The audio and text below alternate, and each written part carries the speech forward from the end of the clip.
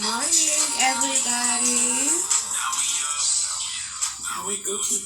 Good morning, Grand Rising.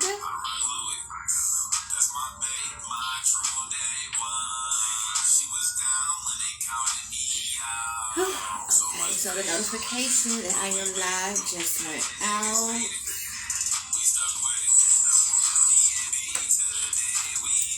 Okay, yeah, so the notification that I'm live just went out. Okay, I'm trying to see.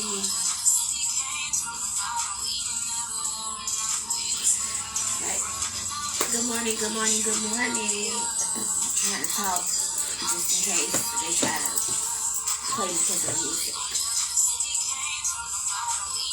But good morning, everybody. Good morning.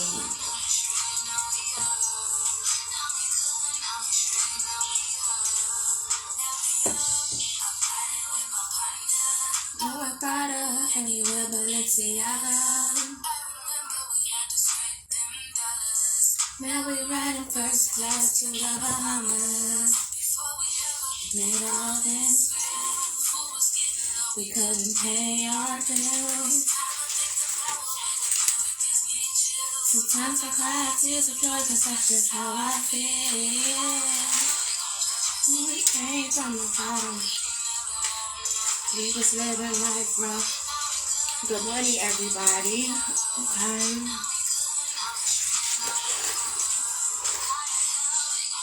I got the red folder out, y'all. Okay. I got the red folder out, okay? And for those who know. Those who get it, okay? When the red folder comes out, okay, that means I did not get on here to play no games with nobody, okay? And so, we're going to learn something on this here morning, okay? And so, I am going to introduce myself, and then we are going to get right into the session on this morning. Okay, so welcome to Mornings with Miriam, morning meditations with Miriam. Thank you for joining me on this morning, okay? Whether you are catching this live or on the replay, thank you for joining me, okay? Grand Rising, may the Lord rain down blessings and abundance all over your life, okay? And so, welcome to Healing Hearts and Souls with the Ghetto High Priestess. I am she is I, the Ghetto High Priestess. Thank you for joining me, okay? If this is your first time seeing this beautiful face, thank you for joining me. Okay, get into it. Okay, taking a screenshot to get into it. Okay. This is your first time seeing this beautiful face. Thank you for joining me. Sit down, get comfortable, because we be here for a while. Okay, to all my returning Empresses, y'all already know we be here for a while. So sit down and get comfortable. Thank you for joining me. Okay, whether you are catching this live or on the replay. Okay, thank you for joining me. Okay. If you are not, please make sure you are liked and following me here on Facebook at Healing Hearts and Souls with the Ghetto High Priestess. If you are watching this on YouTube, okay, please make sure you hit that subscribe button, like, comment, and share the video. Share the video. Okay, subscribe on YouTube. Hit that like button here on Facebook. Okay. Yeah, I am on all social media platforms.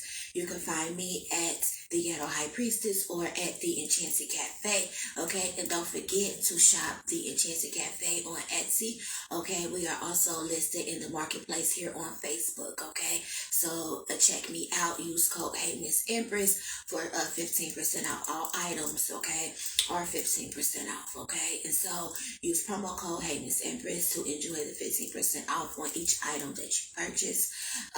We offer free shipping, baby. Free shipping, okay? You can never go wrong with free shipping, okay? And so, and we ship out orders daily, okay? I ship out orders daily, okay? So you don't have to worry about waiting weeks, you know? I know sometimes that is a concern when you are, you know, usually placed an order on Etsy. You know, sometimes it takes a long time. I've ordered off Etsy many of times, and it has taken me a while sometimes to get my things, okay? And so, no, I ship out orders daily, okay? And so you don't have to worry about waiting weeks anymore to get your order, or to get your package. When you order product from me, I ship it out daily, okay? And so, yeah, so thank you for shopping at the Enchanted Cafe. Thank you, gratitude. And like I said, we are also listed on Marketplace here on Facebook. Okay, so if you are watching this on YouTube, head on over to Etsy. The link is in the description box for that. The link is in the description box to find me on Facebook as well, because that is where I am most active at all the time. That's where you will find me at. That is where you will catch me at. Okay, I am on Instagram and TikTok as well, at the Enchanted Cafe or the Ghetto High Priestess. But like I said, Facebook is where I am active at. TikTok and Instagram is where I am, where I promote and do things like that at. And YouTube, I have exclusive content coming for YouTube very soon. So stay tuned for that. In the meantime, between time, I upload my videos from Facebook over on YouTube. So, yeah. So, if you are on Facebook, head over to YouTube, hit the subscribe button, because I have exclusive content coming to YouTube very soon. And if you are on YouTube, head on over to Facebook, because this is where you will find me at.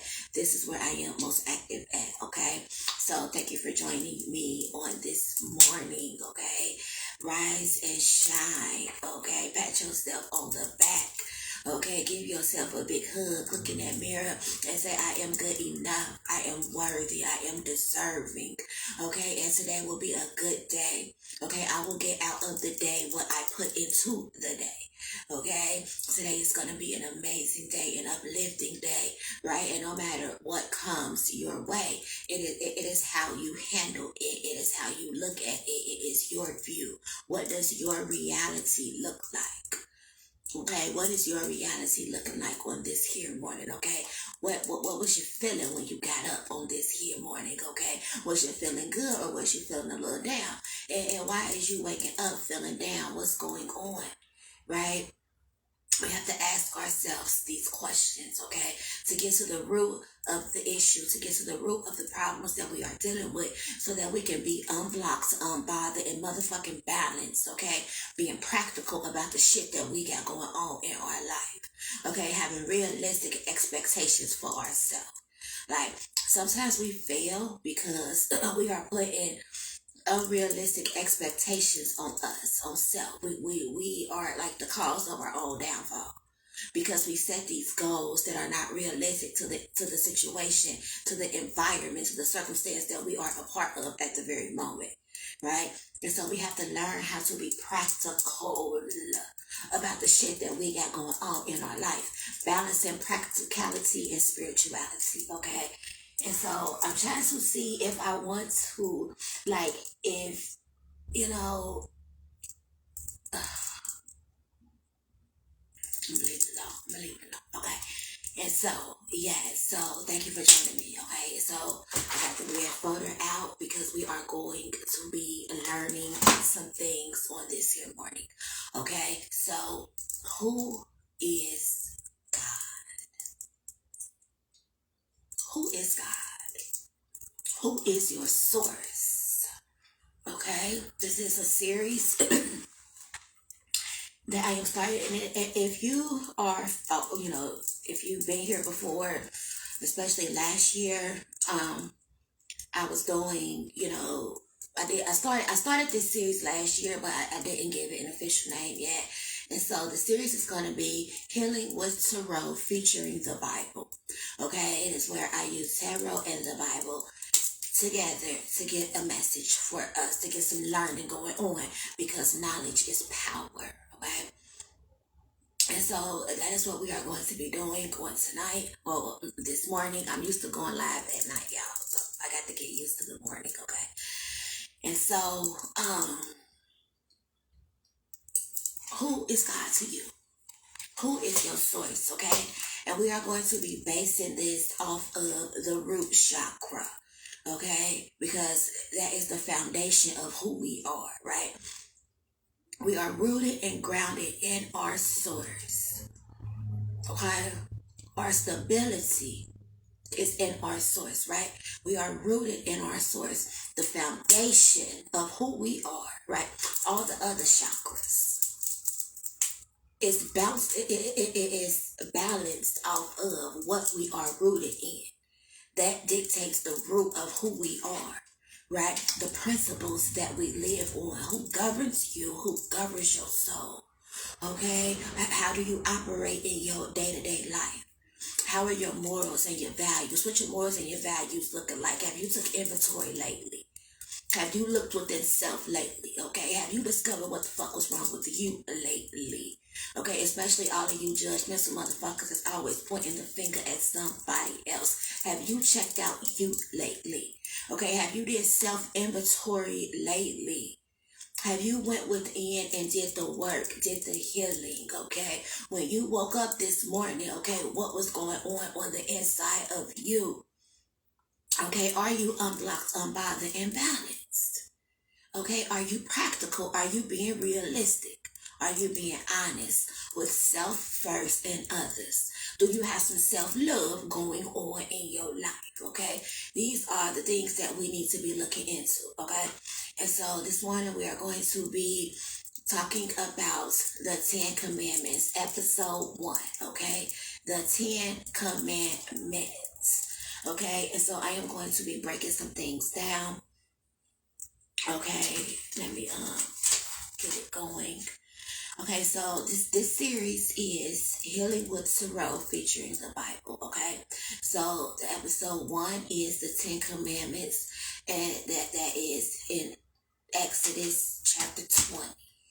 Okay, and we're gonna be going over that on tonight, on this morning. Forgive me, or whenever you are seeing this, but this is being recorded live in the morning. Okay. And so the 10 Commandments, Exodus 20. Okay, Exodus chapter 20. Okay. Balance in, the root chakra. Okay. Who is your source? Okay. The foundation of you. What is the foundation of you? Who are you? Okay, what are your principles? What are your guidelines? What rules and regulations are you governed by? Who governs you? Who governs your soul? Who are you held accountable to? What does your moral compass look like? Do you got some integrity going on about yourself? Do you got some boundaries going on about yourself? Okay. What is it looking like on the inside for you? Okay. And so we are going to be going through all 10 commandments. Okay. But this morning, this morning we are only going to do the first 3. Okay. And so episode 2 will be 4 and 5. Okay. And so, but I'm going to go over all 10. We're going to read all 10 commandments together. Okay. And then we are going to dive deep into the first 3 commandments. Okay. And so, the tarot that is, crowning this reading, this session on this morning, it is the Strength card, number 1. Strength. Okay. And the Fool. Okay, these are the 2 tarot cards that is crowning our reading or our session. Okay, because knowledge is power. We are learning something on this morning. Okay, so these are the 2 tarot. This is the tarot that we will be discussing on this morning. Okay, and so as we get into our session, I am going to be breaking down the Strength card and the Fool card, and I am going to tie them into our lesson on this morning, and I am going to be tying them into the scripture as well. Okay, it is all one. Healing with Tarot featuring the Bible. Okay, and so we are coming out of Romans chapter 12 verse 1.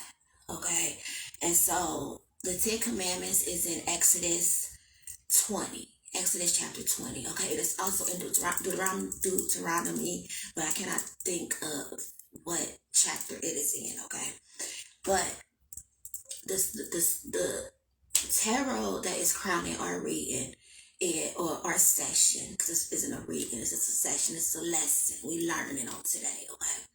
It's the strength card and the full card, okay? The scripture that it is governing, crowning our lesson on this morning, okay? Who is your source? The foundation of you. The root chakra. Is your root chakra unblocked? Okay, are you unbothered? Are you balanced? Okay, or do you got some blockages going on in your root chakra? Let's find out. Okay, and so our governing scripture for this lesson is coming out of Romans chapter 12, verse 1. Okay, and I have it written down, but there's also another version that I am going to read to you as well. Okay, and so this Romans chapter 12, verse 1. It goes as, I beseech you, therefore, brethren, by the mercies of God, that you present your bodies a living sacrifice, holy, acceptable unto God, which is your reasonable service. Okay? I beseech you, therefore, brethren, by the mercies of God, that you present your bodies a living sacrifice, holy and acceptable unto God, which is your reasonable service. Okay, and so that is the scripture that is going to be governing our lesson on this morning. Okay, and so before I get into the actual lesson, I want to take a second to read another version of the same scripture, okay? And I was prepared, okay? I got everything pulled up. I came prepared this morning, okay? And so, therefore, brothers and sisters, in view of the mercies of God, I urge you to present your bodies as a living sacrifice, holy and pleasing to God. This is your true worship. Okay? This is your true worship. The true worship, when we say we worship God, is spirit and in truth. Okay? The true worship is when you present your body as a living sacrifice, holy and pleasing to God. This is your true worship. Your true worship being your reasonable service unto God, who is your source, who governs you, who governs your soul. What are the principles that you are standing on? Okay, how do you operate in your everyday life? What is your morality meter looking like on today? Who governs you? Who governs your soul? Okay, that is what we are going to learn about. We're going to get into it. We need to be fluid. I got my shit figured out. Okay, I'm trying to help you get your shit figured out. Okay, and so who is God? Who is your source? Who is your source? Who is God? Okay, and so before I get into reading the 10 Commandments, we are going to go over some definitions. So when I read these commandments to you, you have a clear understanding of the who, the what, the when, the where, the why, and the how. Okay,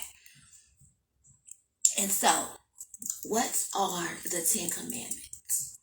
Okay, the 10 Commandments are a set of biblical principles relating to ethics and worship that plays a fundamental role in Judaism and Christianity.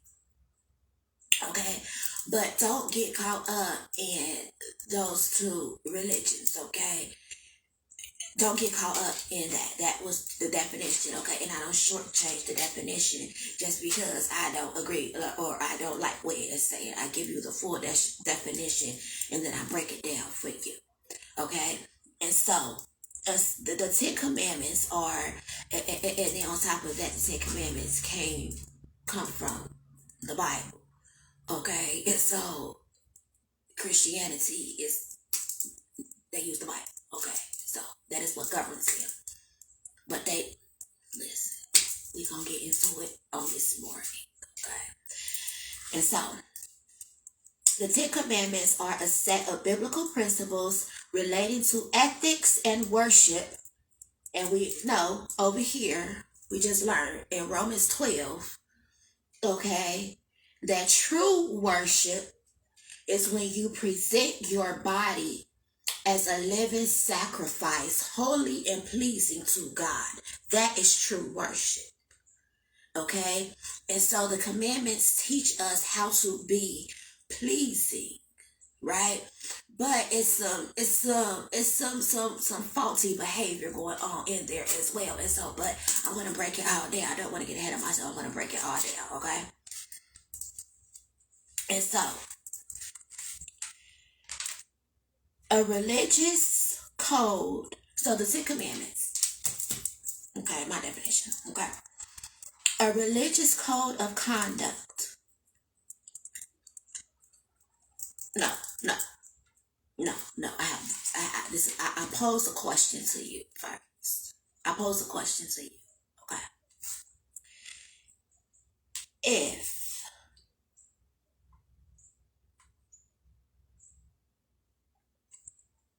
okay, so the Ten Commandments are basically a code of conduct. Okay. Yet, the Ten Commandments is only listed twice in the Bible. Okay. They are made reference to, but they are only fully mentioned twice in the Bible. And that is in Exodus and that is in Deuteronomy. Okay. And so the question that I am posing to you on this morning is, if this is the religious code of conduct, if this is how humanity is supposed to operate in their day-to-day life, if this is the rules, regulations, and guidelines for humanity to adhere by, okay, let the thought of where it is coming from go for a second. Let's just set Christianity to the side for a second, okay? And this is the code of conduct that has been given to the people, okay, to live by, right? The rules, the regulations, and the guidelines that is to govern humanity, okay? Why is it then the Bible only mentions it twice? Why is it only listed twice in the Hebrew Bible, which is its original form, and every other language and version was copied from the original form? Why is it only listed those two times? Why is not the whole Bible written around the Ten Commandments that is supposed to govern us? Why? Let's get into it. Okay? And so, if the Ten Commandments are the principles, standards, rules, regulations, and guidelines which the whole of humanity are to abide by, why is this not what the Bible is written / based around? Okay. Question 2. Why did Jesus come to tear down the law instead? Why did Jesus come and tear down the law and instead teach a message of love, hope, healing, and redemption? Why?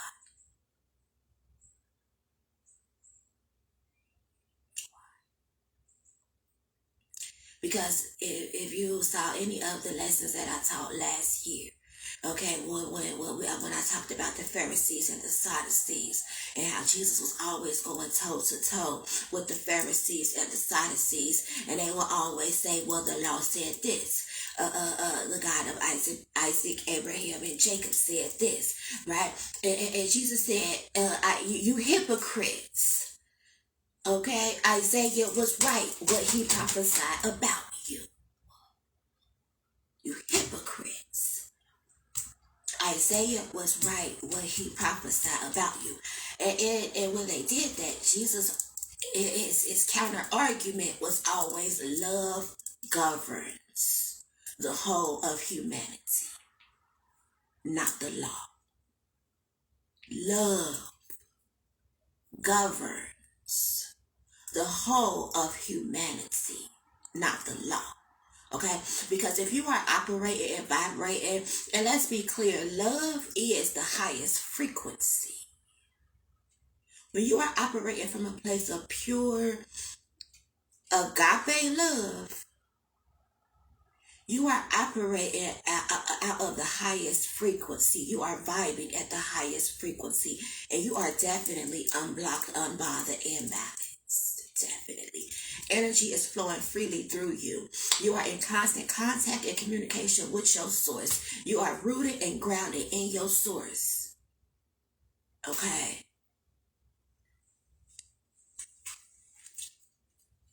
And so, love, because if you are operating from a place of love, everything that is written in the law is going to be automatic for you. Okay? You ain't gonna be lying on nobody. You ain't gonna be stealing from nobody. You ain't gonna be trying to cheat people out their shit. Like, you ain't gonna be, you gonna have some morals and some values going on. You're gonna have some principles going on. You're gonna have some boundaries going on.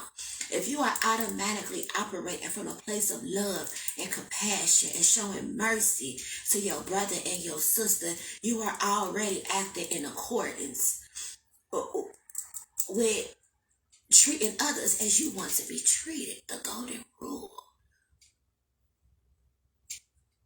So, I ask, is it really necessary when you are operating from a place of love, being honest and authentic in all that you are in your afflictions, okay? And when you have wronged somebody, you take accountability for that and you make amends for that. If you are operating from that kind of space, okay, and Jesus came to tear down the law and teach a message of love, hope, healing, and redemption, then why is it then that we still try to force people to live in the confines of this law, the very law that Jesus came and tore down? When his message was of love, showing love, being kind, being considerate, okay? Not being a fucking demon. It was love. Okay? And so,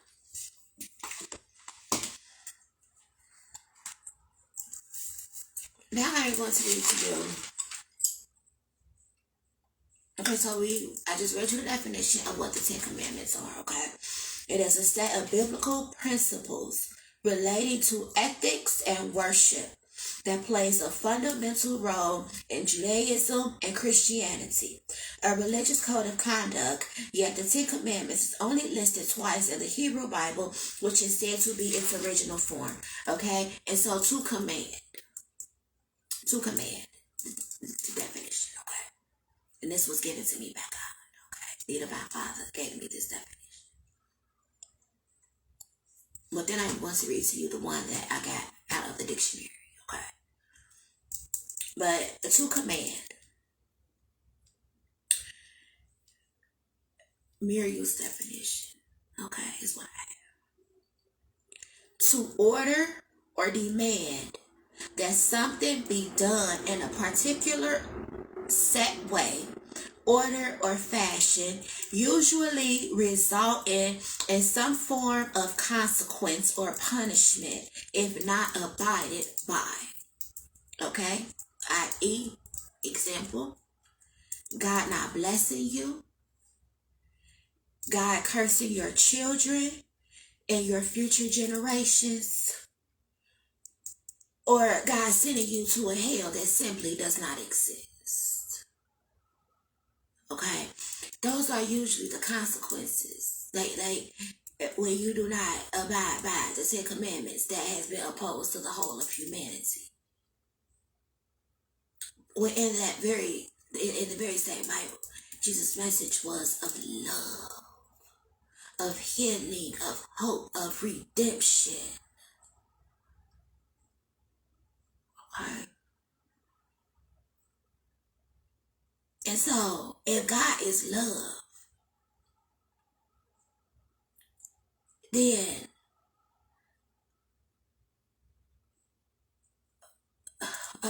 we're gonna get into it. Okay, so I don't want to get ahead of myself because it's so much in this lesson on today, and I want to make sure I stay on track because I have it in the order that it needs to go in. Okay.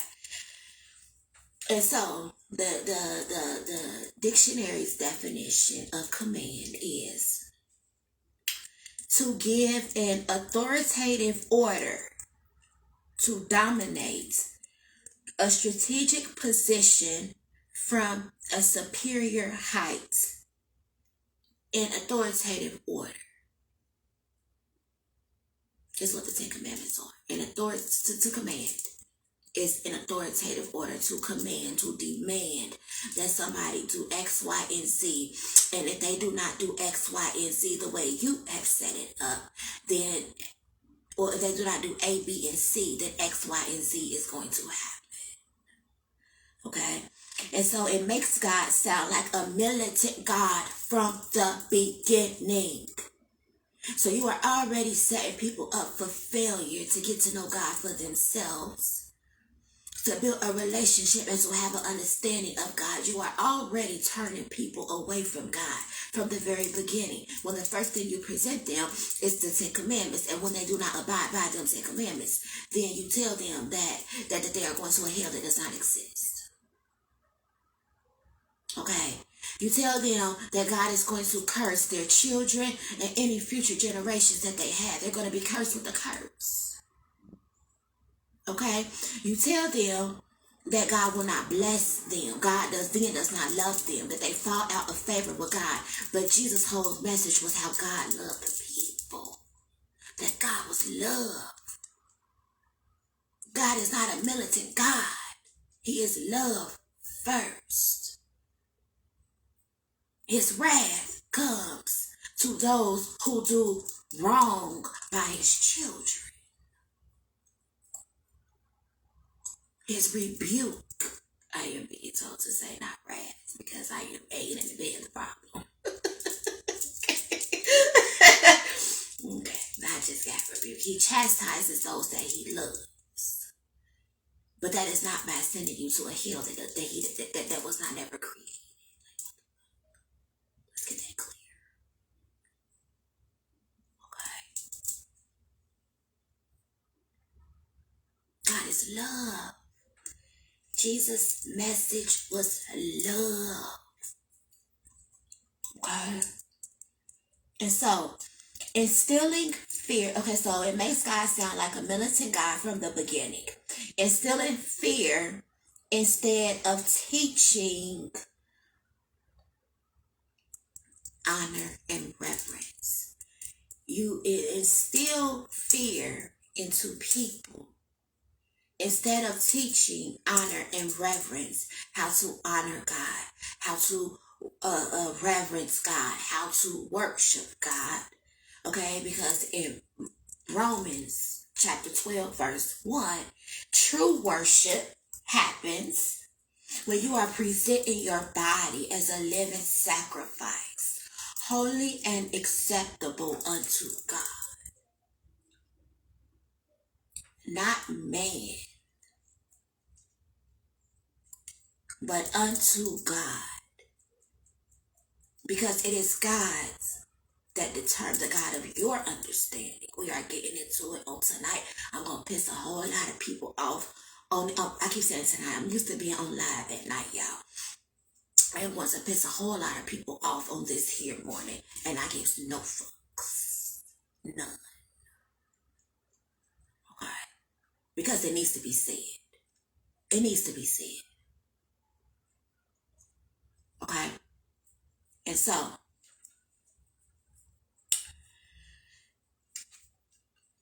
It is the God of your understanding that is of importance. That you present your body as a living sacrifice, holy and acceptable, righteous and acceptable, whichever one you prefer. Is the language. Language is what separates us from fellowshipping with one another, from understanding one another, from trying to learn more about your religion and you trying to learn more about my religion. It is the language. We are all trying to do the same thing. We are all trying to get there. Okay? But it is a language barrier that prevents us from doing it together. Language. Some say holy, some say righteous. Okay? It is the same thing, and I am going to, we're going to learn some things on this morning. Okay? And so, if you are presenting your body as a living sacrifice, holy and acceptable unto the God of your understanding, the way that God showed up to you, okay, whether it be as the divine father or the divine mother, however God showed up to you, the God of your understanding. As long as you are abiding by the rules and regulations that God has set out before you, that your God has set out before you, because even all throughout the Bible, it says the Lord your God. Okay. You honor and you reverence. And you do what is right, operating from a place of love, getting some healing going on, so that you are not walking around being a bitter, angry, hateful ass person, going around victimizing other people because you are unhealed. No, you deal with your shit. We are responsible for our own healing. We are responsible for our own healing. It is our responsibility. And we then do not go and take the same pain that we carry on the inside of us. We go and we cause somebody else that very same pain because we are hurting. Hurt people. We continue the cycle, and nobody gets delivered. Nobody gets healed. Excuse me, because nobody wants to be honest about what ails them. Nobody wants to be honest about their afflictions. Okay, and usually being judgments is what is. Okay, judgments.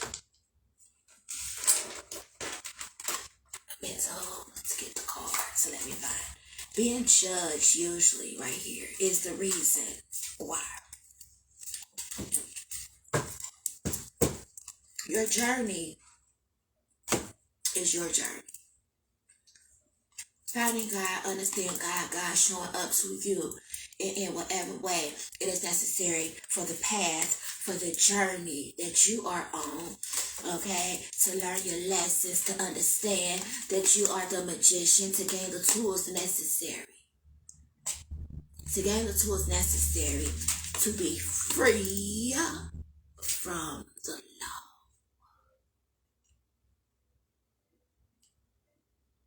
Okay, because isn't that why Jesus came? To free God's people from the law. And teach a message of love, healing, and redemption. We don't have to do all of these things to get to God. Because God shows up to us.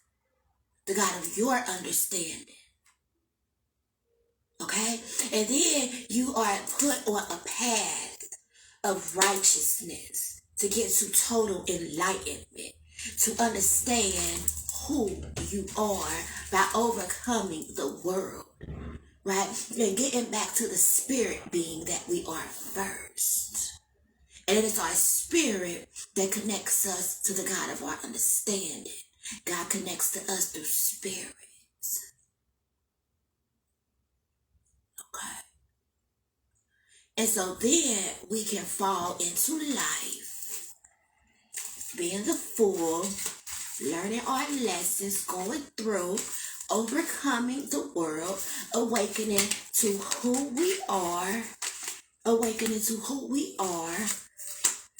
okay, and begin to live again as a spirit being connected to the God of your understanding. Okay? And the Papa is gonna be so mad at me, y'all, because I have to use the bathroom, and he told me to make sure I use the bathroom before I got on here, and I did not. Well, I didn't have to. Okay, but when the anointing, when the spirit of the Most High God rains down on me, okay, I have to release, and unfortunately, it hits my bladder as well. Okay, and so I do apologize for this interruption. Okay, we are just going to take a quick commercial break. Okay, a quick intermission. I'm gonna play some tunes, okay, while I run to the restroom. I do apologize, okay?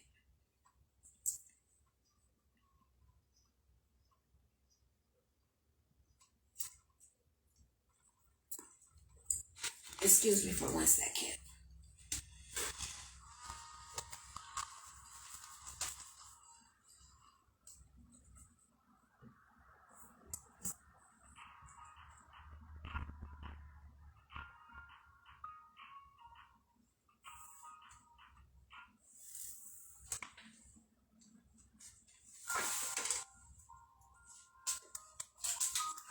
This is D4Y by the Taylor Girls. I do not own rights to any of this music.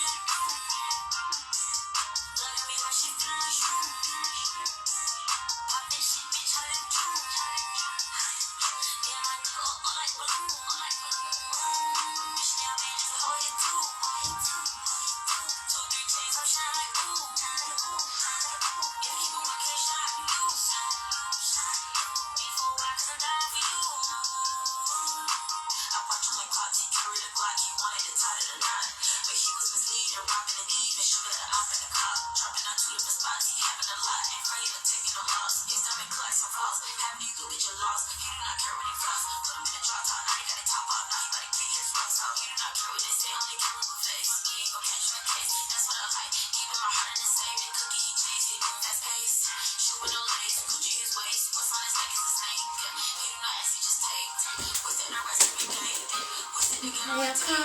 Thank you for your patience.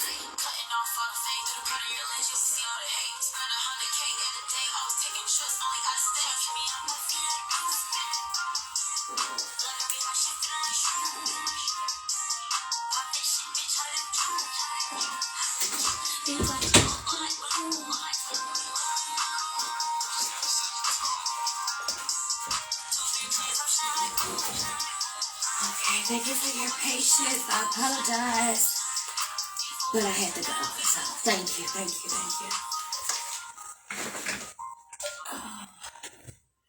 Okay, I made it back before the song, and I am going to take these off. I'm going to be ready. Okay, so I'm gonna pause that, put it back over here. Okay, now let's get into it, okay? Because we are still building the message. We haven't even gotten to the meat and the potatoes, okay? We are still on the house salad, okay? And so now we are going to, okay, so God is not a militant God. Okay, God is love. Okay, and that was the whole message that Jesus came to tell the people, that God is love. Okay, and that if we all operate from a place of love, it will bring heaven on earth, and this world will be a damn better place. Okay, and so let's get into it. The 10 Commandments. Okay, what principles do you stand on? Okay, what principles do you stand on? Who or what dictates how you operate in your everyday life? Okay, this little net thing is getting on my nerves. Okay, I got my window open right here, and so I guess lights attracts light. Okay, but apparently bugs too. Damn it.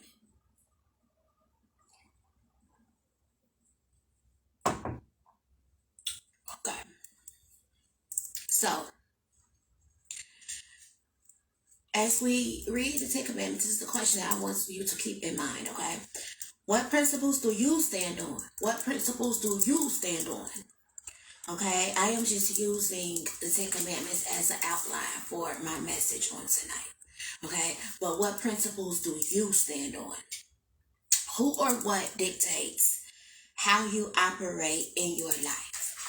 Okay, what principles do you stand on? Who or what dictates how you operate in your life? Okay, and so now I am going to read to you what the 10 Commandments are. Okay,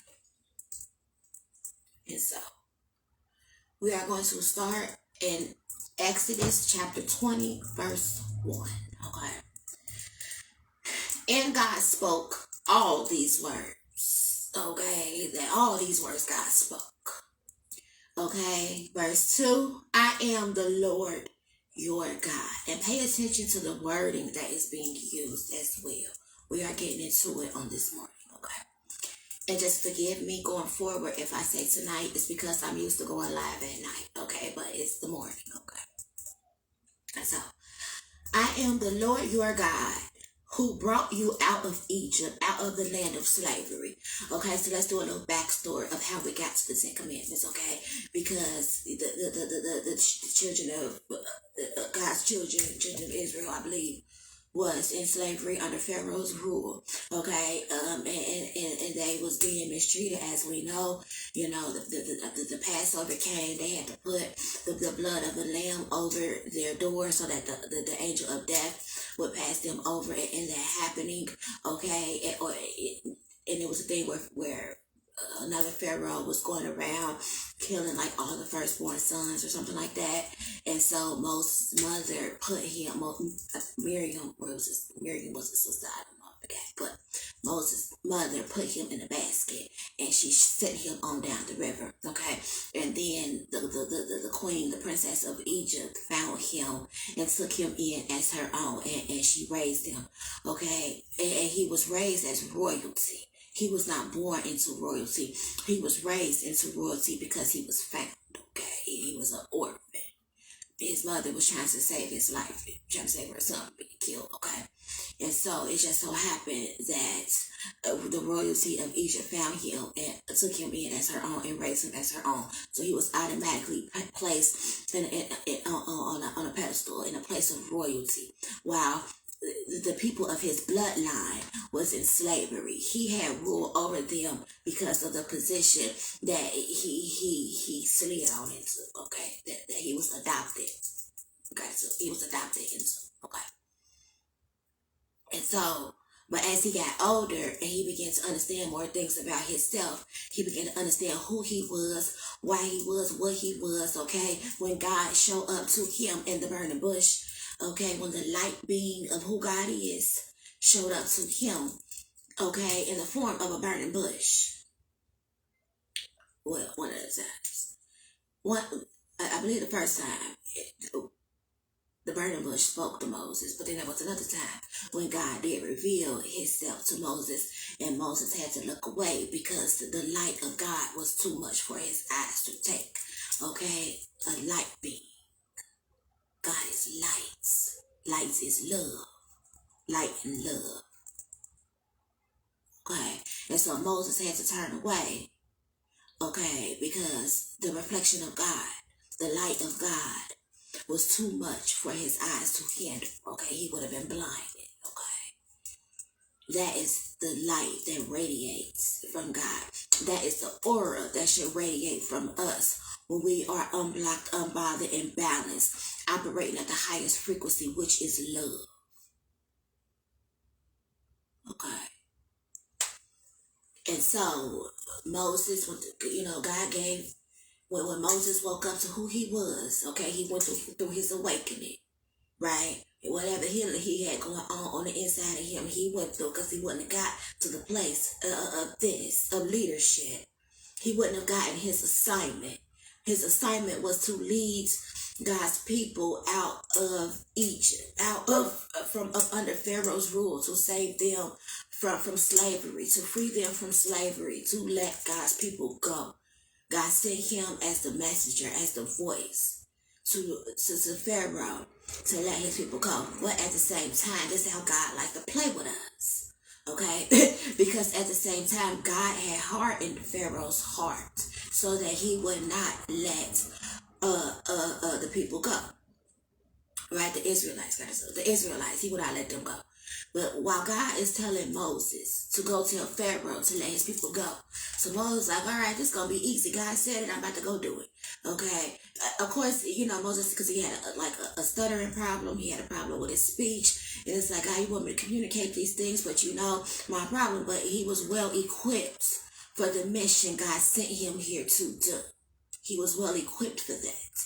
And when he got to the place where God needed him to be, when he had woke up and realized that these is his people, that is his faith, because I'm sure at some point he was treating the Israelites, which he is one, just as the Egyptians was treating them. Okay, just as Pharaoh and his people and Pharaoh and his army got it up. And Pharaoh and his army was treating them. Before he realized that he was not of Pharaoh's army. He was the same. He was an Israelite as well. And he began to get convicted, okay, about what was going on. God was dealing with him. Before God ever revealed himself to Moses, God was dealing with Moses about what was going on in the land of Egypt. Okay? And so, while God told Moses to go on over to Pharaoh and tell Pharaoh to let God's people go, but then you're gonna throw that staff down and it's gonna turn into a snake. Okay? But at the same time, God had hardened Pharaoh's heart to say hell to the no. I'm not doing that. It's free labor. What are you talking about? No. Okay? And I'm sure it was, he took it like a smack in the face because Pharaoh raised Moses. He once considered him father. Or no, I believe at this point it was Ramesses, which would have been Moses' brother. I believe at this point, because Moses left, then he came back for God's people. Okay, God had to get him out first, take him through his journey, his healing, get him equipped. He had to learn some lessons, go through some things, uncover and discover who he was. And once he did that, God raised him up and sent him back to go get his people. Okay? And so, when Moses, now this is Ramesses, his brother, that is the Pharaoh at this time. And so, he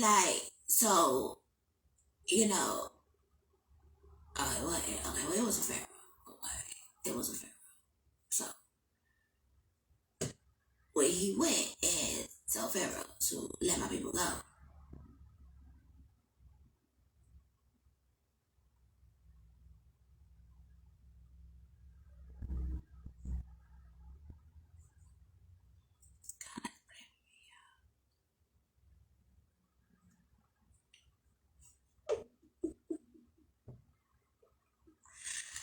So when he went,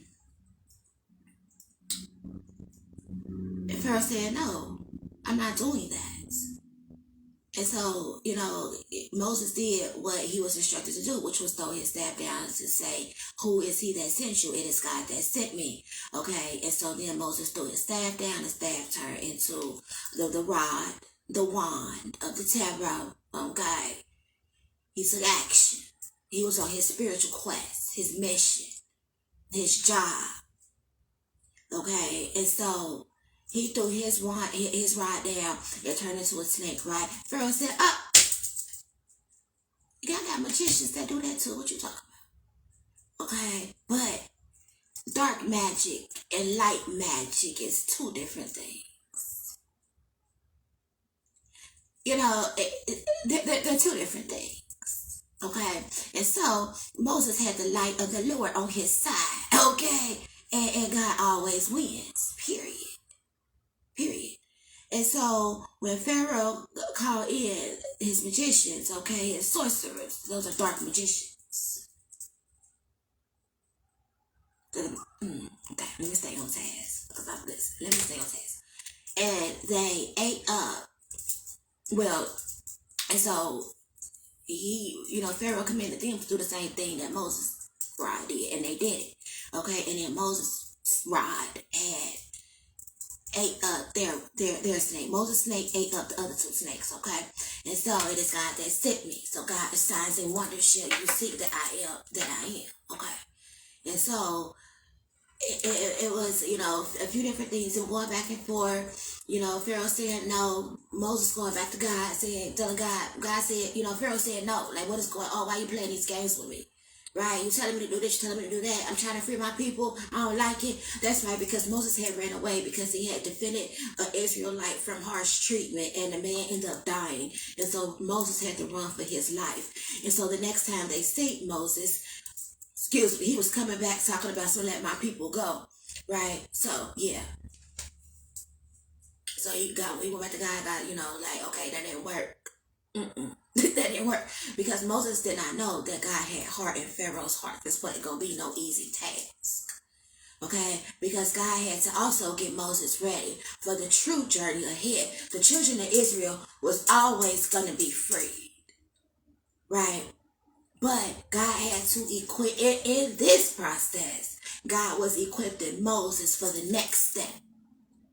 In the process of him getting the Israelites free, he was being prepared to go through that wilderness for 40, I think it was like 40 years.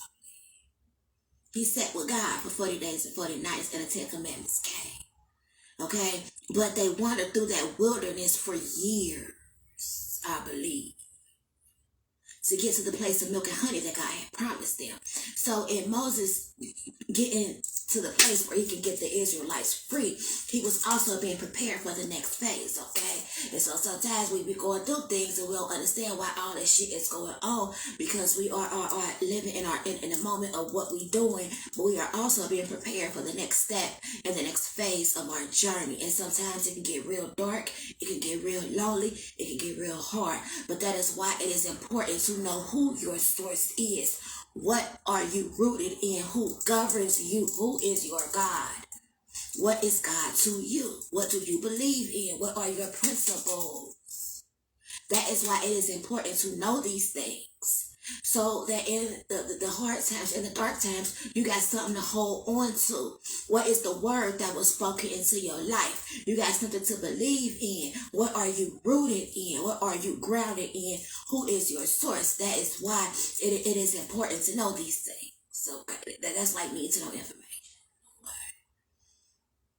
And so when Moses finally got them free, okay, Pharaoh finally, you know what I'm saying, it was like, all right, go. Because God started raining down thunderbolts and hailstorms on Egypt, okay? And it was not until Pharaoh lost his son that he let them go. But then he turned around and he changed his mind, but they was already gone. It was on their way. They had their mule. They had their love back, okay? They was on their journey, baby. The fool's journey, not knowing the who, the what, the when, the where, the why, or the how. All they knew is that they was free and it was time to go. Moses came through. God came through. Okay? And so as they are going, right, they face challenges along the way. Okay? And so they begin, and so they got so far ahead or whatever, and they turned around and they saw Pharaoh's army behind them. Like how the hell you gonna have me in slavery all these years, have my kids enslaved under your commandments, under your rulership?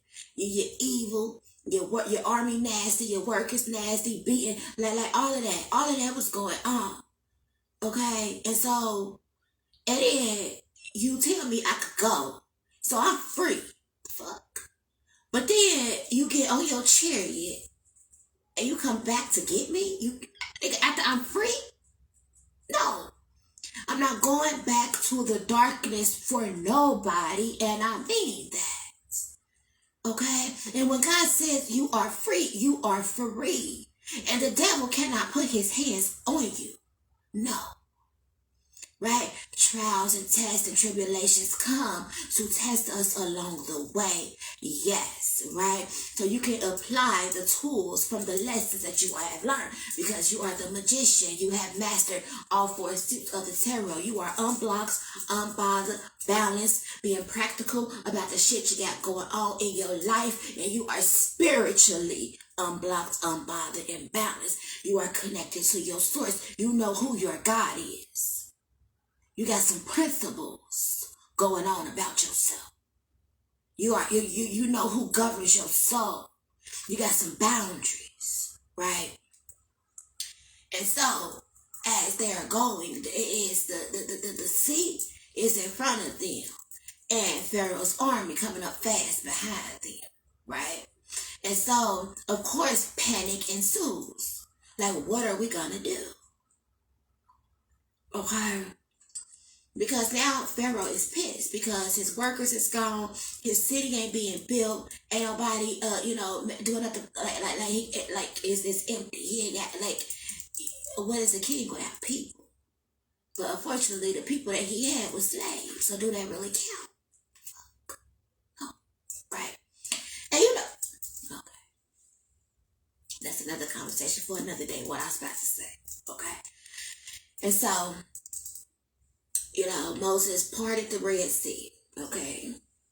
And the children of Israel went through, and Pharaoh's army got swept up in it, okay? And so as they get to the other side, they begin to like, okay, God is for real. We done seen signs and wonders. We know he with us. We know Moses is for real. He really connected to God. He really is who he say he is. Okay, we safe. My children is safe. This ain't no dummy mission. This man got us on because we is wandering in the wilderness. Okay, it's hot. We in the desert. It's sand everywhere. Sand blowing in my eyes. Okay, my mule. I don't know. They had mules, camels. I don't know. Okay, but a camel can hold. A camel can. A camel. If you're traveling through Egypt, you will have a camel, not a mule. Okay, because a camel can hold water a little longer than a mule can. Camel just doesn't do it. Okay, you can save your food for you. Okay, because the camel can't withstand itself for a couple of days. Okay. Whatever. Okay, that was the geek in me coming out. Sorry. Okay, that was a little weirdo moment. So so now they're going. Okay, because they are trying to get to the land of milk and honey that has been promised to them. Okay, to the land where milk and honey flows freely. That is where they are on their way to. But Moses ain't got the next steps. He don't know. They all wandering in the wilderness. But in the wilderness is where the chaos happened. Okay, in the wilderness is where, that doubt set in. Uncertainty set in, fear set in. When you start to say, I should have stayed where I was at because where I'm going, it don't look safe. Okay, you are outside of your comfort zone, right? And you don't know, God ain't telling you nothing. It's like God go quiet on you. And all you know is the directions that God gave you back in Egypt when you were still enslaved to the darkness. Okay, but now that you have awakened and you are on your path, on your journey, okay, falling into life with the tools that you have been equipped with, but it feel like you wondering, like ain't shit working, everything that could go wrong is going wrong, but I'm doing what God told me to do. I'm trying to get to my next destination, but on your way to your next destination, where God said He gonna meet you at when you get there. Okay, so you got your next steps. You got the plan. You know what it is you're supposed to be doing. But on the way of getting there, it's a lot of shit going on. And you like, God, did you set me up for failure or no? Like, what was you thinking? Like, why did you do this to me? Like, God, where are you? And it seemed like in it, God ain't answering you back. Okay, He had all this conversation for you where He was telling you what to do, but now that you're doing it and you in it feel like God left you, God, like you all by yourself. But you are still learning, you are still being grown, you are still being taught.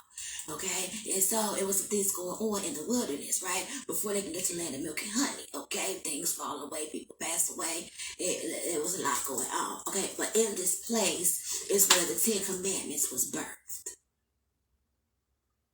Okay. In this place with a 10 Commandments birthed. They got the Mount Sinai. Okay. Don't that sound like poison? Don't that sound like poison? Like they're just whatever. Okay, so Moses went up to the top of Mount Sinai, and I believe he stayed there for 40 days, 40 nights, listening to God, okay? And so he came back down with the 10 Commandments, or I don't know, like something happened because he came down one time, and it was like they had made like idols, and they went back to what they knew.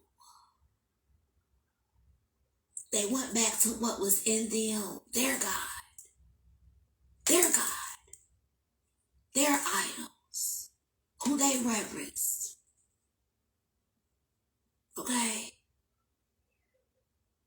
And so Moses went back up. And when he came back down, he had the 10 Commandments telling them that everything they believed in was wrong. Everything that they was doing wasn't right. But they like, well, Moses, we tried it your way, and your God left us here hungry. Your God left us stinking. Your God wasn't coming through for us. Okay? And so I went back to what my soul knew to do. I went back to the God of my understanding, of who I know God to be. The way that God showed up to me. Okay? And we are living in a day and an age to where I don't have the actual Bible on my laptop, but to where people are discouraged from following their soul's path. You cannot force somebody into Christianity if their way of life they are supposed to be Muslim. You cannot force a person into Islam, my apologies, into Islam if their way, their path is supposed to be a Buddhist. We all have a path of getting there. God shows up to each and every last one of us individually the way that He shows up. Okay? He connects His spirit to your spirit. And He shows up in the way you need Him to, in whatever way that is He, she, God, the divine mother, the divine father. However God shows up to you, the God of your understanding. Who is your source? And the problem has become Christianity has took this shit way too far. And they have created an imaginary place called hell that says, if you do not believe in my God, this is where you are going. Not realizing that the very people that they are condemning are the ones that got it right and they got it wrong. Right? And I'm not going to 100% say that they got it wrong. That is the way that they were supposed to go. That is their path. Christianity was their path. But you don't have the right to in turn tell somebody else that the God that they believe in is wrong. You don't have the right to do that. Your way is your way. Your path is your path. That is what you stick to. But you do not have the right, because you do not know God outside of the box you have been living in. Okay? I promise you, if you step outside of that box, God will show up and blow your mind. I promise you. Okay? You do not have the right to tell somebody that the God that they believe in is wrong and your God is right. Because from where I'm sitting, your God is sending people to hell, and I don't want no parts of that shit. Your God is sending people to the lake of fire and fucking brimstone for eternity for having a drink. The very thing that Jesus turned water into wine. Jesus disproves it listen.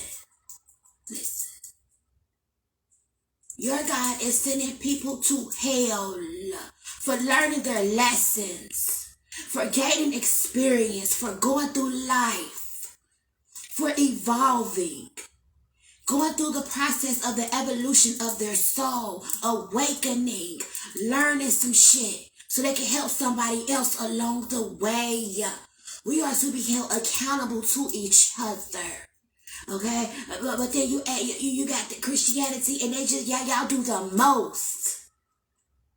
It is so disrespectful when the God that you serve is sending you to hell.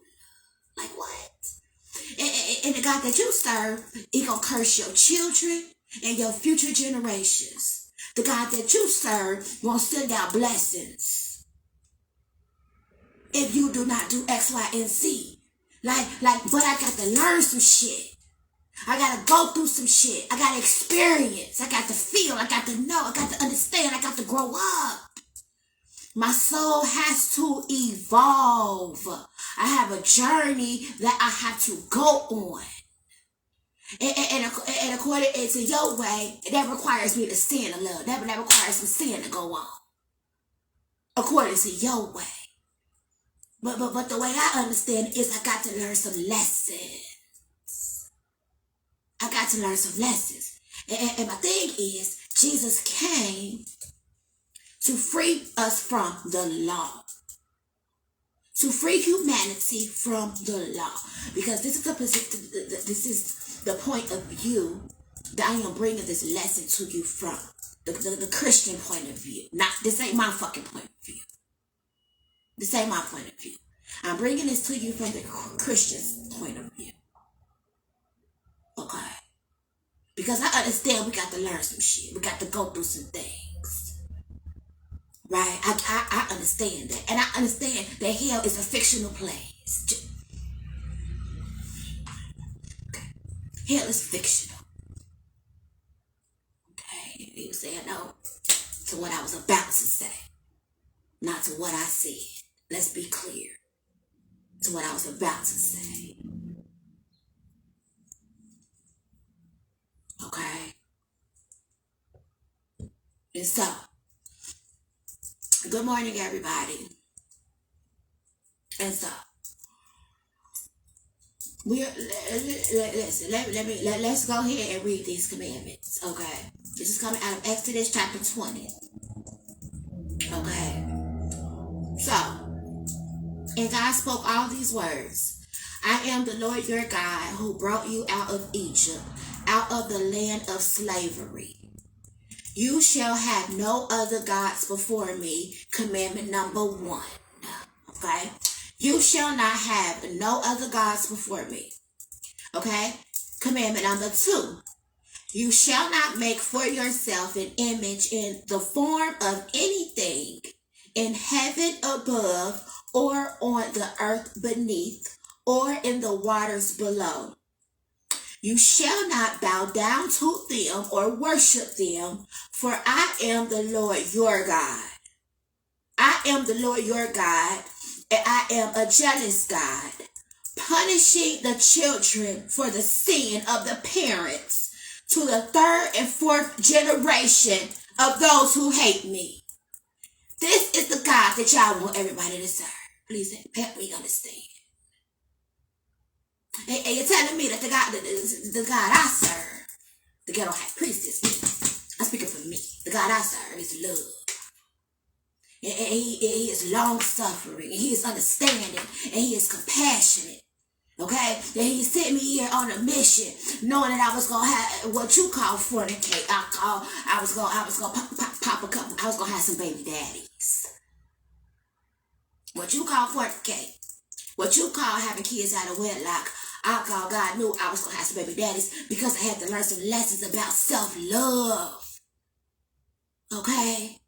I had to get back to me and understand that my body is the living sacrifice. My body is the temple, and I am to honor and reverence and respect me first. I am to love me first. And I am to have some boundaries going on. I had to learn the lesson of self-love. The first lesson that every human being has to learn is self-love. Because getting into self-love, you get back in tune with God. You connect back to self. Okay? Once you get some healing going on and you get some real self-love going on, you get back to self. Okay? But your God is saying that you shall not make for yourself an image in the form of anything in heaven above, or on the earth beneath, or in the waters below. Okay, but y'all have the offering table, the communion table, that this ye do in remembrance of me. Okay? Y'all have the picture of the Last Supper that y'all reverence, that y'all honor, that y'all worship. Y'all have the crucifixion of Jesus everywhere. Y'all have statues of Jesus everywhere. Okay? That is a graven image. That is an idol. Okay? But you can deal African spirituality. I'm not any other thing that you feel like is wrong, or you feel like it's a sin, or you feel like it's not right, when the very Bible, the very thing, your way, you're doing the very thing. You're doing the very thing. Communion, ritual. Feet washing, ritual. Baptism, ritual. You do the very thing. The only difference is the language that we use to describe what we are doing. That's it. That's it. But y'all sitting somewhere trying to send everybody to a hell that does not exist. Okay? That is not how it works. And everybody else knows that but y'all. Okay? Y'all are causing so much harm and hurt to people. It is sickening. It is sickening. It is sickening. Okay? And so, you shall not bow down to them or worship them, for I am the Lord your God. I am a jealous God. But isn't jealousy like a form of witchcraft? And your God is telling you he's a jealous God. But ain't that a form of witchcraft? Don't that go against the commandments? He coveted some shit. Like, make it make sense. Okay? But let's keep going. I'm going to free you from the bondage of religion. Hear me clear. Okay? And so, punishing the children for the sin of your parents. So your God is going to punish my daughter for some shit that I do. Okay? But my God is about accountability. My God holds me responsible for my actions because this walk is individual. This is personal.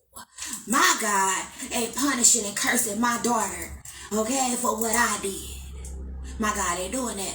Okay, that karma smacked me. Now, granted, okay, if I got to go through some shit because I done did some shit that may affect my daughter, but those was my decisions, okay? That's my karma, okay? So if God gave me something and I don't do right about what God gave me, okay, I don't continue on the mission, the plan, and the purpose, and so thunderbolts start making me kooky in the head. So I start losing shit.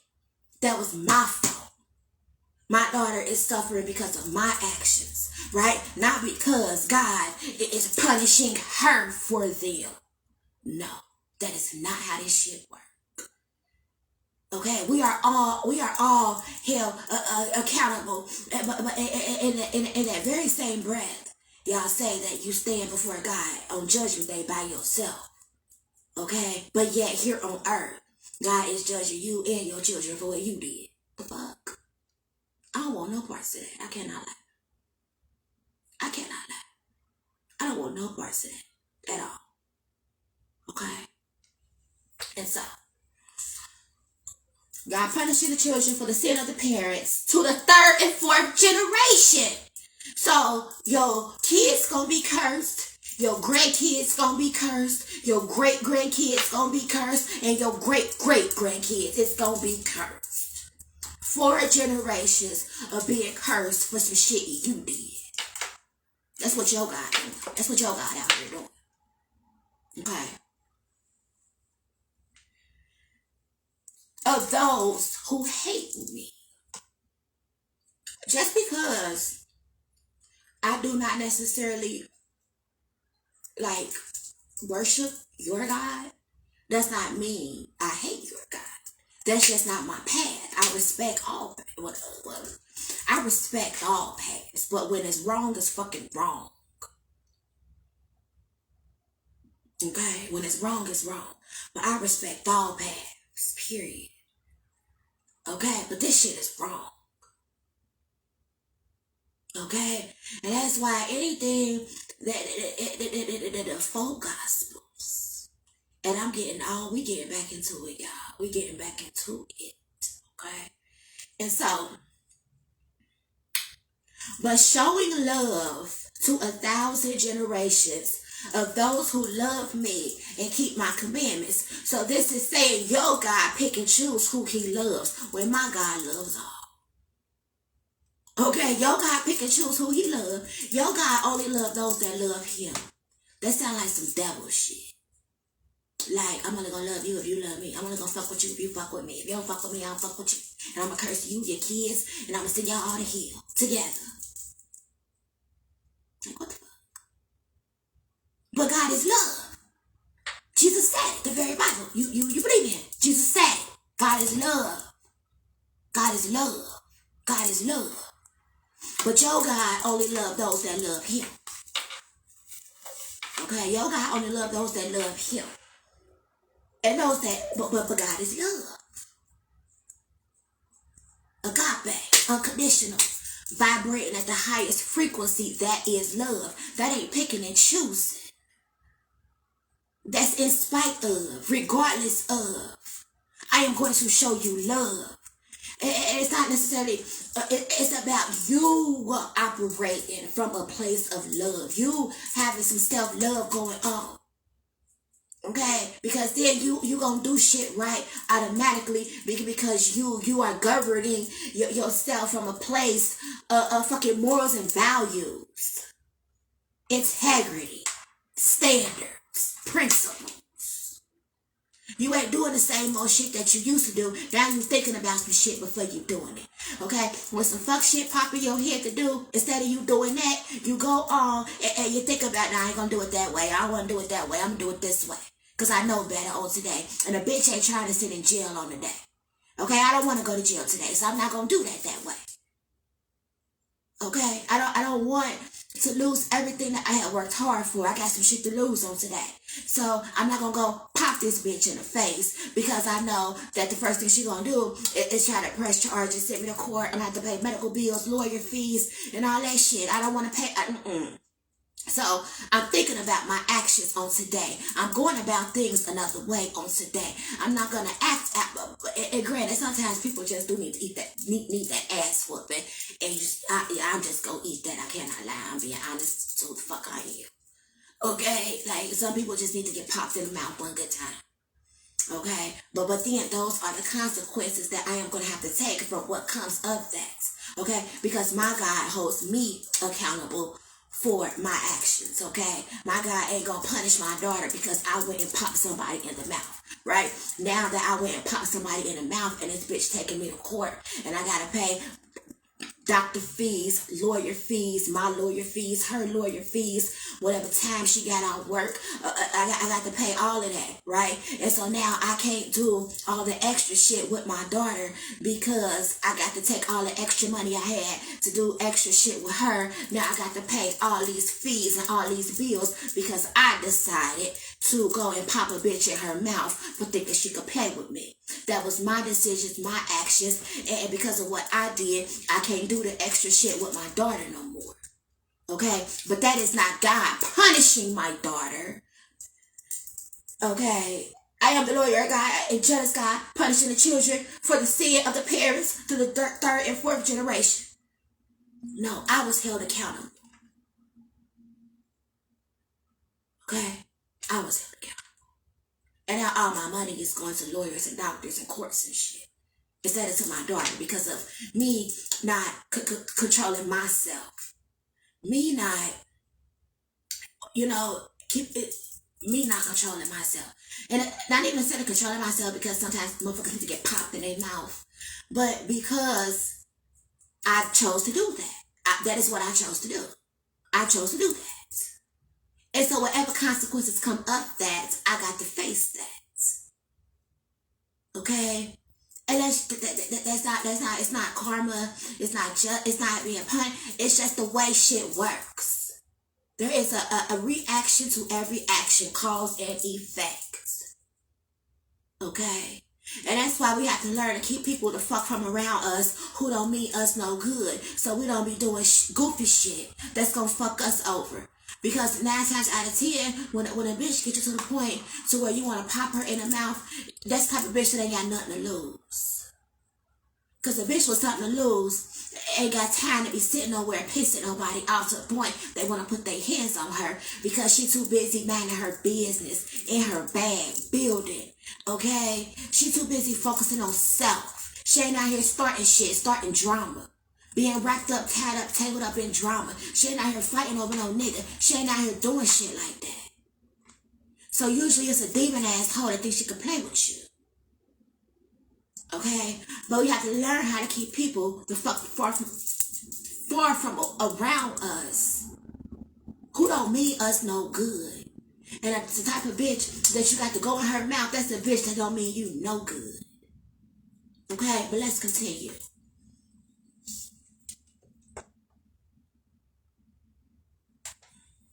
Okay, and so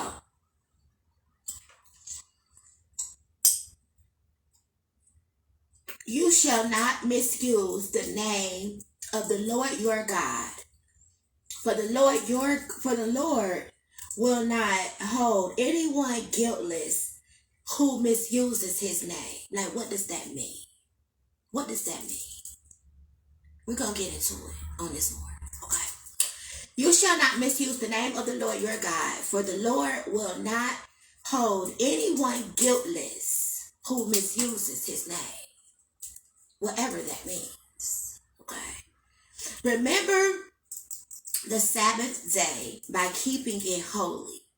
6 days now you shall labor and do all your work.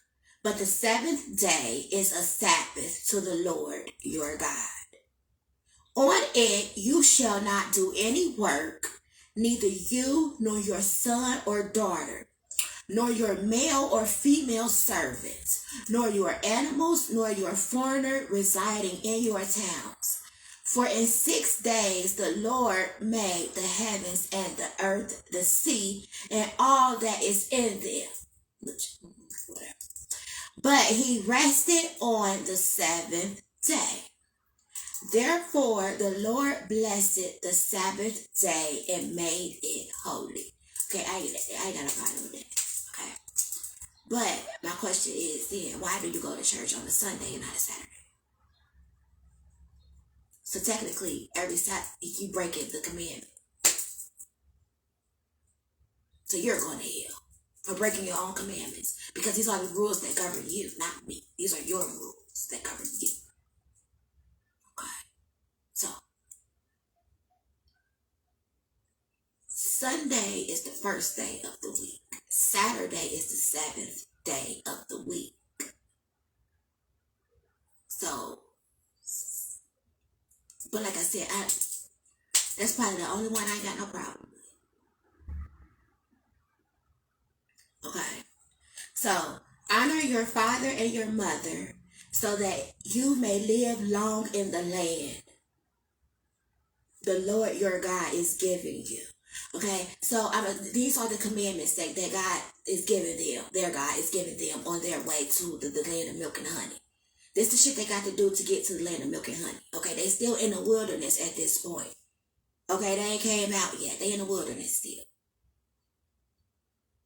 Okay, you shall not murder. You shall not commit adultery. You shall not steal. You shall not give false testimony against your neighbor. You shall not covet your neighbor's house. You shall not covet your neighbor's wife or his male or female servant, his ox or donkey, or anything that belongs to your neighbor.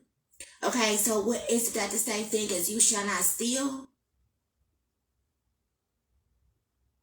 So you got a 2-for-1 in the commandments. Okay. When the people saw the thunder and the lightning and heard the trumpet and saw the mountain in smoke, they trembled with fear. Like, why would you want to reverence God from a place of fear instead of love? Why would you want to worship and serve a God? Why would anybody want to present their body as a living sacrifice to a God they fear? You cannot have a fundamental relationship with anybody, anyone, anything that you are in fear of. It is not authentic. It is not, that is not an intimate relationship. I am only abiding by the rules, regulations, and guidelines of said relationship because I am in fear that you're going to curse my kids, send me to a hell, and you ain't going to ever bless me. I ain't going to have no good life. So I honor and I reverence you out of fear of those things, not because I love you. I appreciate you. I am grateful for you. My worship, my reverence, my honor is not coming from that place. It is coming from me being scared that you're going to send me somewhere that does not exist.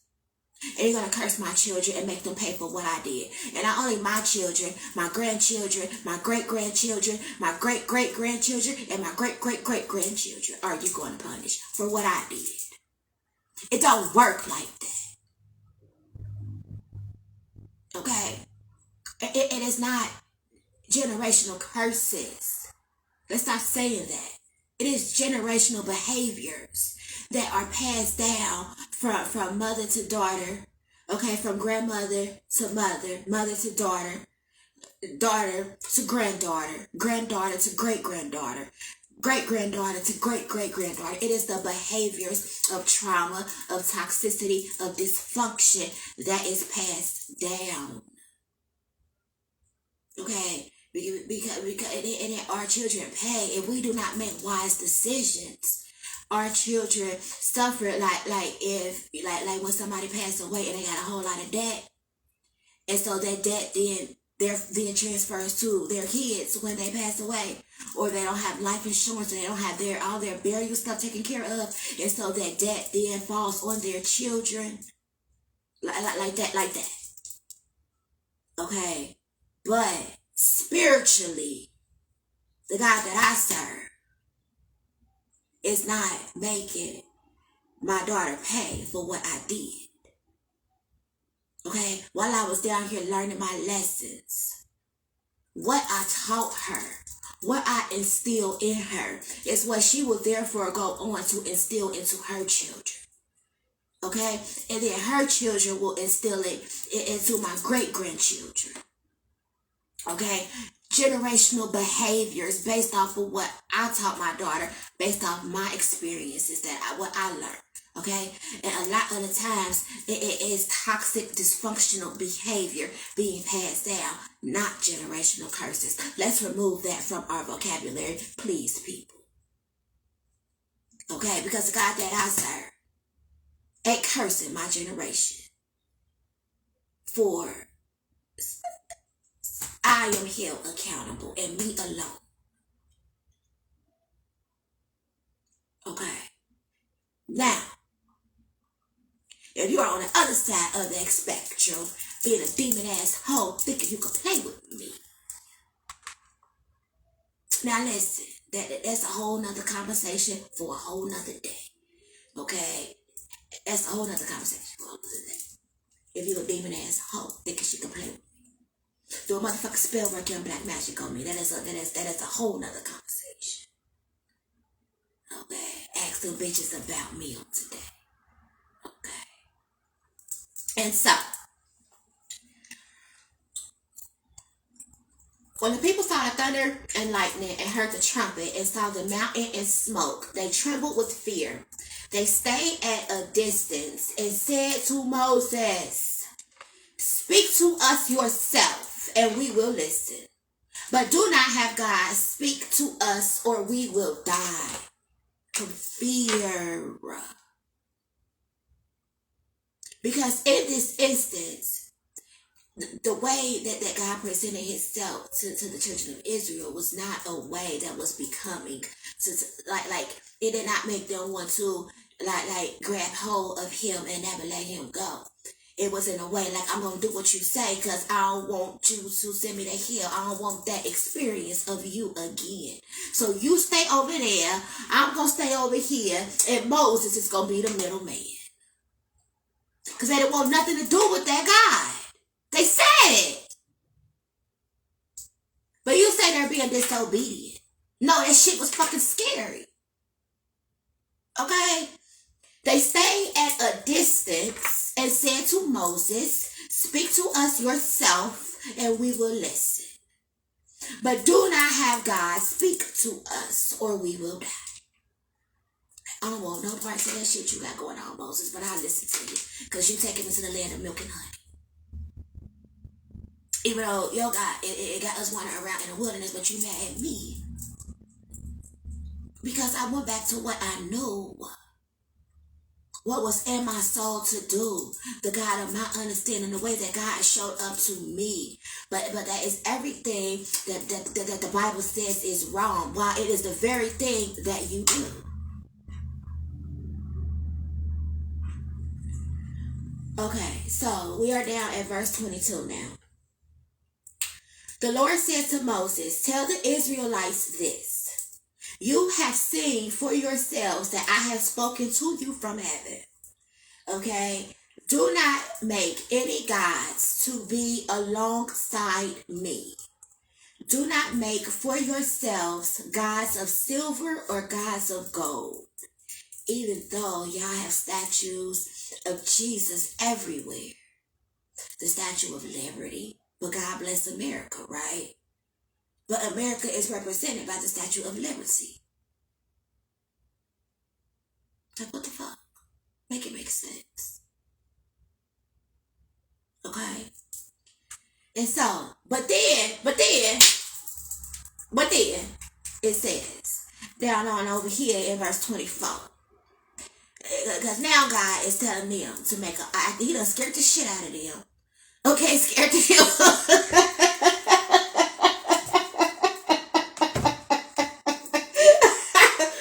He done scared them damn near half to death. Okay. They done said, "Hell no, we don't want nothing to do with that. Moses, you talk. You be the interpreter." Okay. Cause I ain't got time for that shit. Scaring my damn kids. Okay. What the fuck is going on around here, Moses? Okay, you came out that mountain, all type of spooky shit that went on. Okay, and your God is telling me not to serve, not to make idols to my God, but yet my God ain't scaring the shit out of me like that. Okay.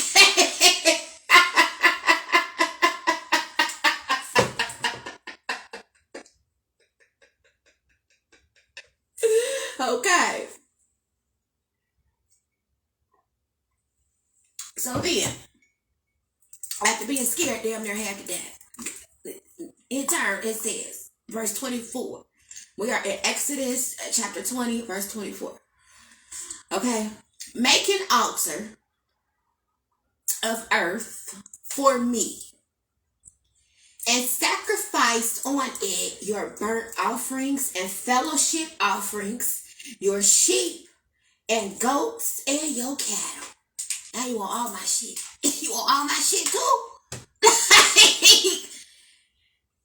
Wherever I cause my name to be honored. So God picks and chooses who can honor him, but he's a jealous God.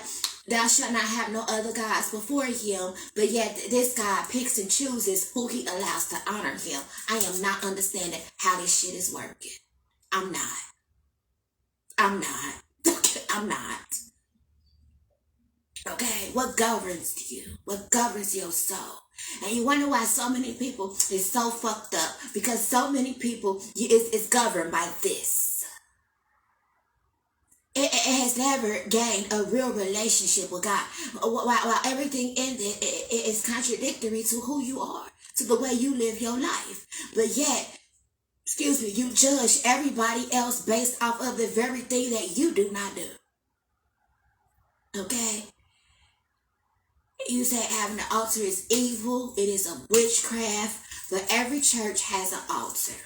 Right here in the Ten Commandments, God is telling the children of Israel, who he has scared damn near half to death, okay, to make an altar unto him.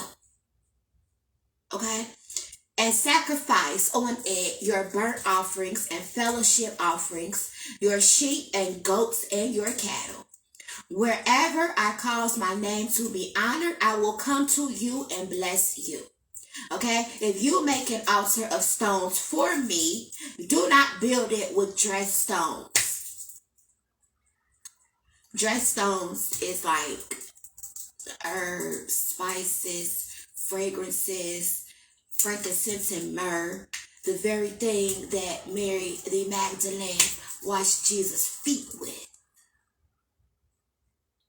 But it is saying, do not build it with dressed stones.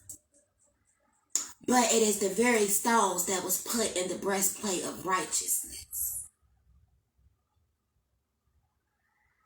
Like, I'm trying to free your mind from the bondage of this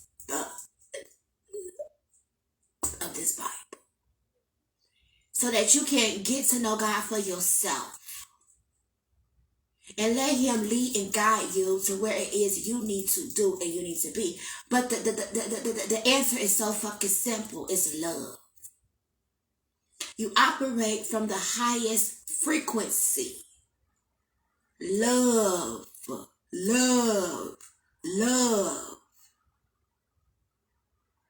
Okay? Love. For if you defile it, you use a tool on it. If you defile it, the altar, that after he scared them, he is now telling them to build him an altar, sacrifice the animals, the cattle. Now, mind you, they are still wandering around in the wilderness, so food is scarce right now. Okay? And so, like, throw away your idols. Okay? You know, you can't keep anything that is of, you know, that means something to you. Okay? For if you defile it, you use a tool on it, and do not go up to my altar on steps, or your private parts may be exposed. Okay, so I'm like, what did that part mean? Did it mean your literal genital area, or did it mean like your secrets? Like God was gonna tell all your shit in front of everybody, like He was gonna expose you, the deepest parts that you don't want nobody to know. He gonna expose all your shit in front of the people. Okay, I don't know. I don't know what that part means. If you like, y'all, we have to use common sense. Okay, and if it don't make sense, it don't make sense. And I have once been wrapped up, tangled up in this as well. And I have been freed from the bondage of, I'm not going to say religion, I'm going to say Christianity. Because that's the problem.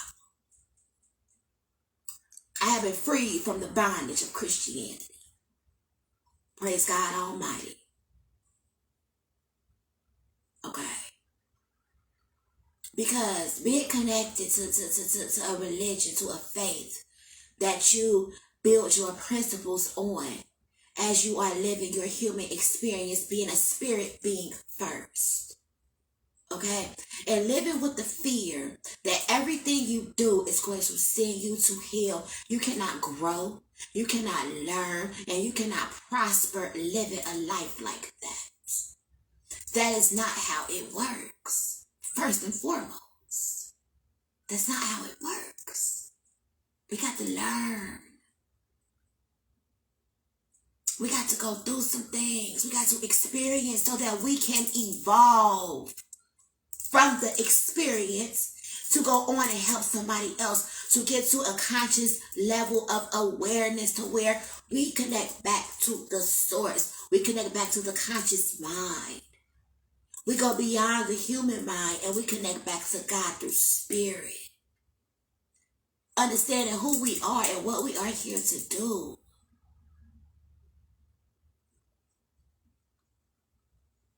Okay, and so that is the 10 Commandments. Okay, that is what the principles that is to govern you.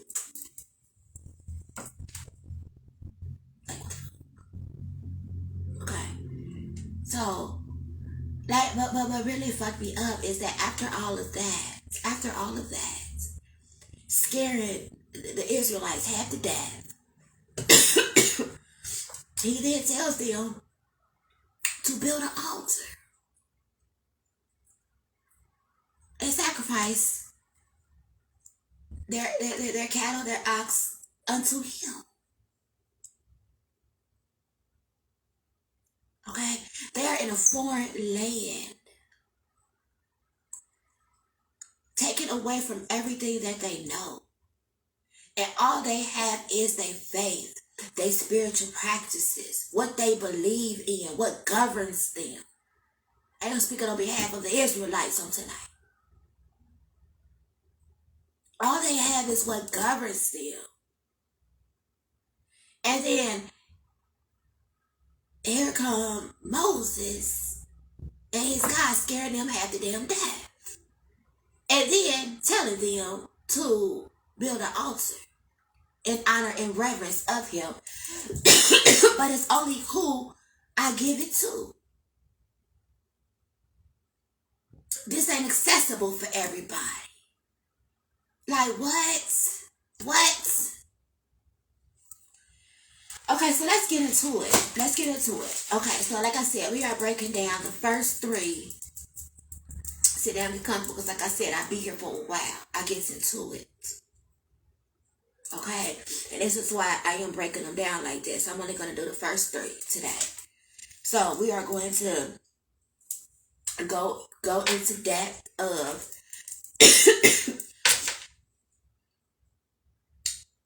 you shall, the first one, you shall not have no other gods before me.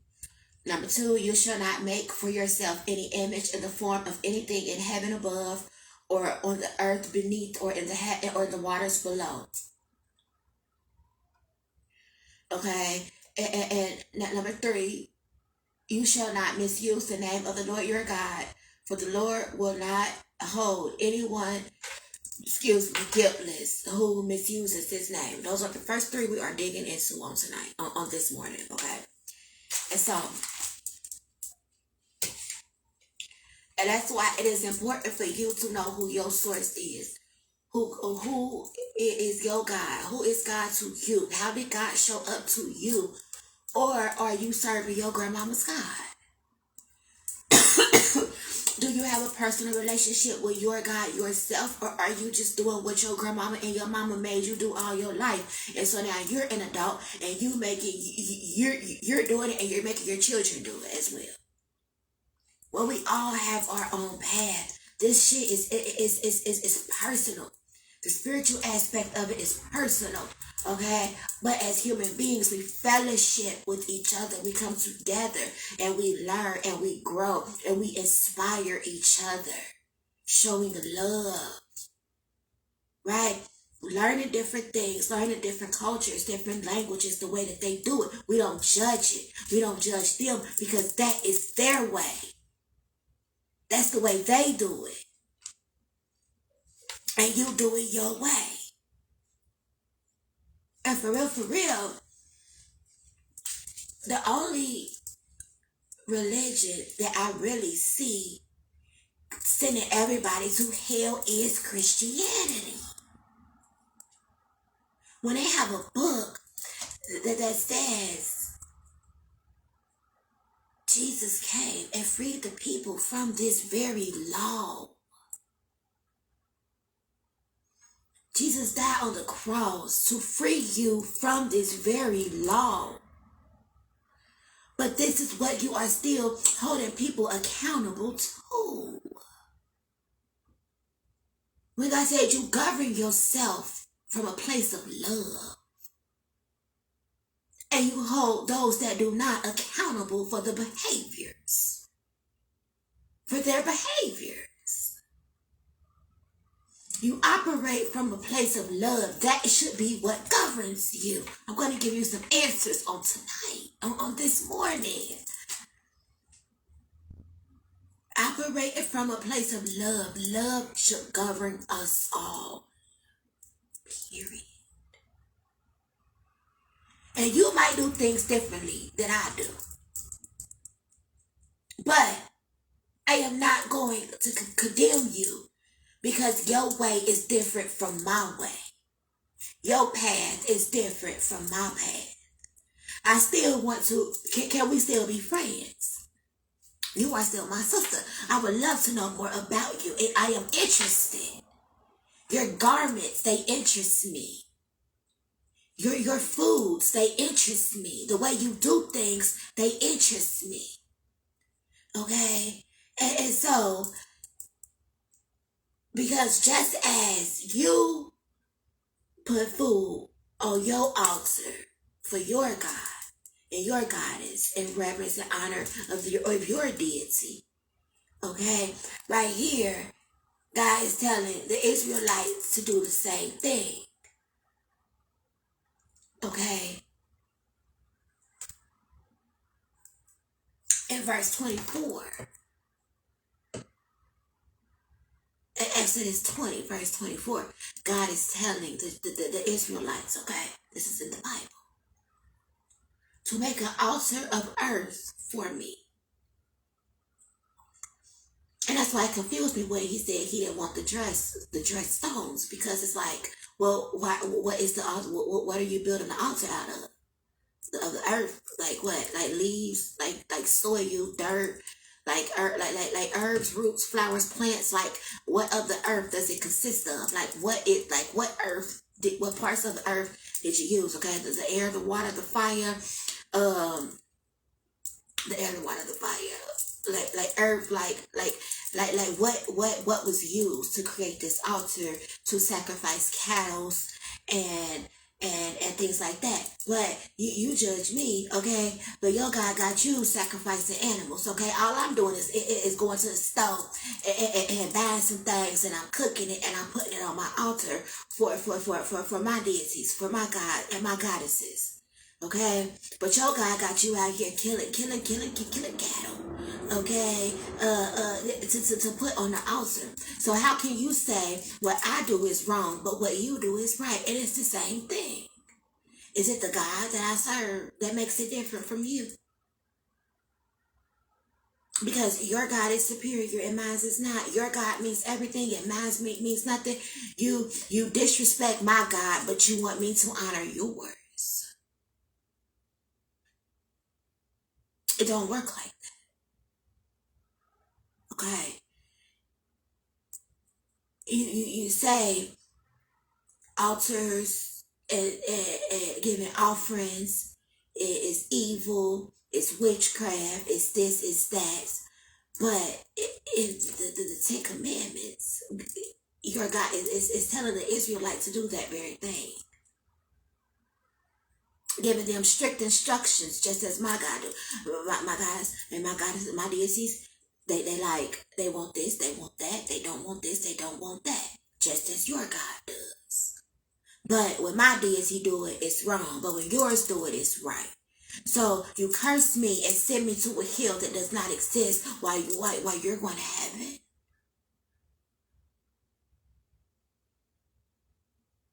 Why? Why? What makes you different?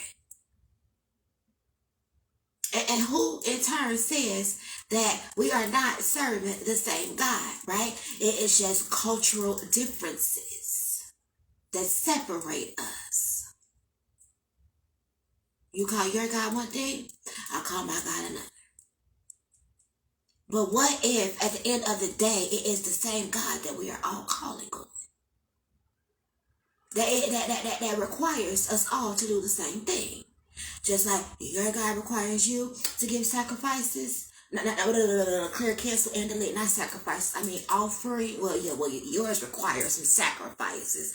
Mine just asks for an offering of gratitude. An offering of gratitude. Yours wants you to sacrifice some shit. But because it is your God that makes what you do and what you believe in more prevalent, and it is okay for you to disrespect what I believe in. Okay? It is saying you make an if you make an altar, because now he's giving you the directions of what he want, how he want his altar built. The very same thing other gods do. Other cultures do. But they wrong and you're right. How does that work? Okay? If you make an altar of stones for me, do not build it with dressed stones. So this particular guy don't like his stones dressed. That ain't what he want. He want pure rubies. Okay? This particular guy, he feels like you will defile his altar if you put a tool on it. So he don't want no chalice. He don't want no pinnacle. He don't want a theme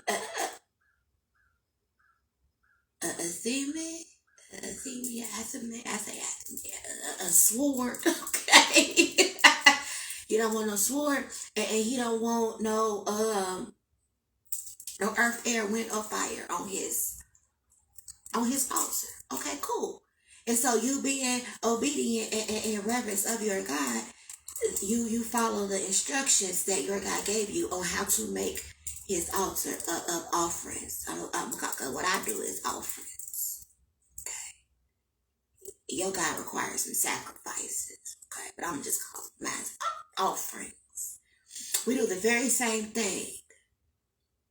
But when you do it, it's holy. And when I do it, it's evil. It's witchcraft. It is of the devil. And I am more in tune with God than you are. Like, my point is, it does not work like that. Like, you do things, but then you condemn somebody else for doing the very same thing because you do not understand what it is that you are doing is the same thing that I am doing. That your sister is doing, that your brother is doing. It is the same thing, but yet you condemn them, you judge them. Okay? And so, we read the Ten Commandments, okay? And so, Number 1, you shall not have no other gods before me. Cool. Your God requires you not to have no other gods before you. Okay? I choose not to have no other gods before the God of my understanding, the God that I serve as well. I choose to do the same thing. So because I call my God a different name than your God, because my deity is different from your deity, who are you to say that you are right and I am wrong? Who are you to say that? Who are you to totally to tear down? Like, you want me to reverence your deity while you completely disrespect mine. It don't work like that. You want me to come over there to do what you do, to serve a God that's telling me I'm going to hell for everything I do wrong, where my deity, my goddess, it shows me love, nurtures me, guides me, knows and understands that I got to learn some lessons along this journey of the fool as I uncover and discover who I am. Okay, as I tap back into my animalistic instincts, okay, because the human being is animal. We are of the mammal species. We are warm-blooded creatures. And so we have natural animalistic instincts. And when we are given things that go against those instincts, there is a battle on the inside that begins to happen. Soul and spirit, mind and body, heart and mind begins to be in battle with one another. And you are not balanced. You cannot find balance on the inside because everything you have been taught to do goes against everything you feel you need to do. And so you can never get to who you really are. You can never get to uncovering and discovering the truth of who you really are because you are too busy trying to do it everybody else's way instead of following your own soul. Okay? Allowing God to get you to where you need to be. And whatever that looks like, it's going to require you to step outside of the box of the God your grandmama gave you. But you cannot then be mad because somebody else went and did that very thing, and in them doing that, they found and they understood that they was the magician. They got some balance of self going on, and they awoken to life the right way. They freed themselves from the judgment and the bondage that religion placed them in. They got some healing going on and went on their way, releasing some shit. Letting go, healing, uncovering and discovering, going on a whole new ride, a whole new way. Falling into life, being authentic to who the fuck they are. Understanding and recognizing that they got some tools. They got the tools that they need already in them. They are fully equipped. The human being is fully equipped for this journey. It is up to us to uncover and discover the tools on the inside of us. To learn, to grow. It is up to us to evolve to the place of awakening. Get to know your true self. So you can then be given the right path that you are supposed to be on. That's not evil. That's not wrong. And that is why it is important to know who God is. Who is your source? Don't worry about my source. My soul is my responsibility. Your soul is your responsibility. But but love, not because the Bible says so. Let's be clear. Not because the Bible says so, but because it is a fact that the way the world works, the universe, vibrations and frequencies, okay? I taught that lesson last year, okay? We're going to go over some things, as we go forward. Not tonight because, we in what we in right now. But I gave you some enlightenment about how the world works. And just period, not because the Bible says so, right? But just period. Love is the highest vibration, the highest frequency. Period. Just because that's the way that it is. And according to the Bible, that is what Jesus came to teach. His message was of love, of healing, of redemption, of forgiveness, of compassion, of kindness, of understanding, of long suffering. Love was the only commandment that he gave. That's it. Because in you doing that, everything else is going to follow. But them commandments don't sound like they are coming from a deity who is of love. And that's why he scared the children of Israel. The Israelites damn near had to death because of it. Okay? And so, you shall not have no other gods before me, right? Who is God? Who is God to you? These are personal questions that we all need to ask ourselves. Okay? Who is God? Who is God to you? Who is your God? Who is your source? What is your source? What is it? Why is it? Okay? What is it and why? How did this come to be? Because your grandmama told you so? Because your mama told you so? Or did you get to know God for yourself? Did God show up to you for yourself and told you that this is what you're supposed to be doing? Okay? Or is God trying to lead you onto a different path that takes you outside of the box, outside of your comfort zone, outside of everything that you know, and you don't want to do that because that scares you? Right? But because it scared you, but it did not scare me, you call me evil because I stepped outside of the box that everybody put God in, and I got to know God for myself. I got some healing going on, and I began to awaken to the way this shit really works.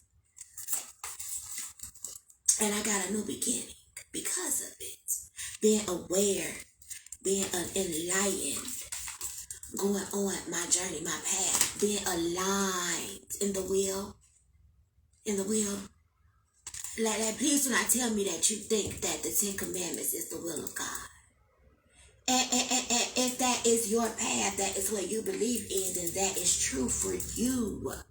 But you then do not have the right to go and condemn somebody else because that is not their way, that is not their path, that is not their journey. You do not have the right to then say your God is going to send them to hell. But your God said that he only governs those that believe in him.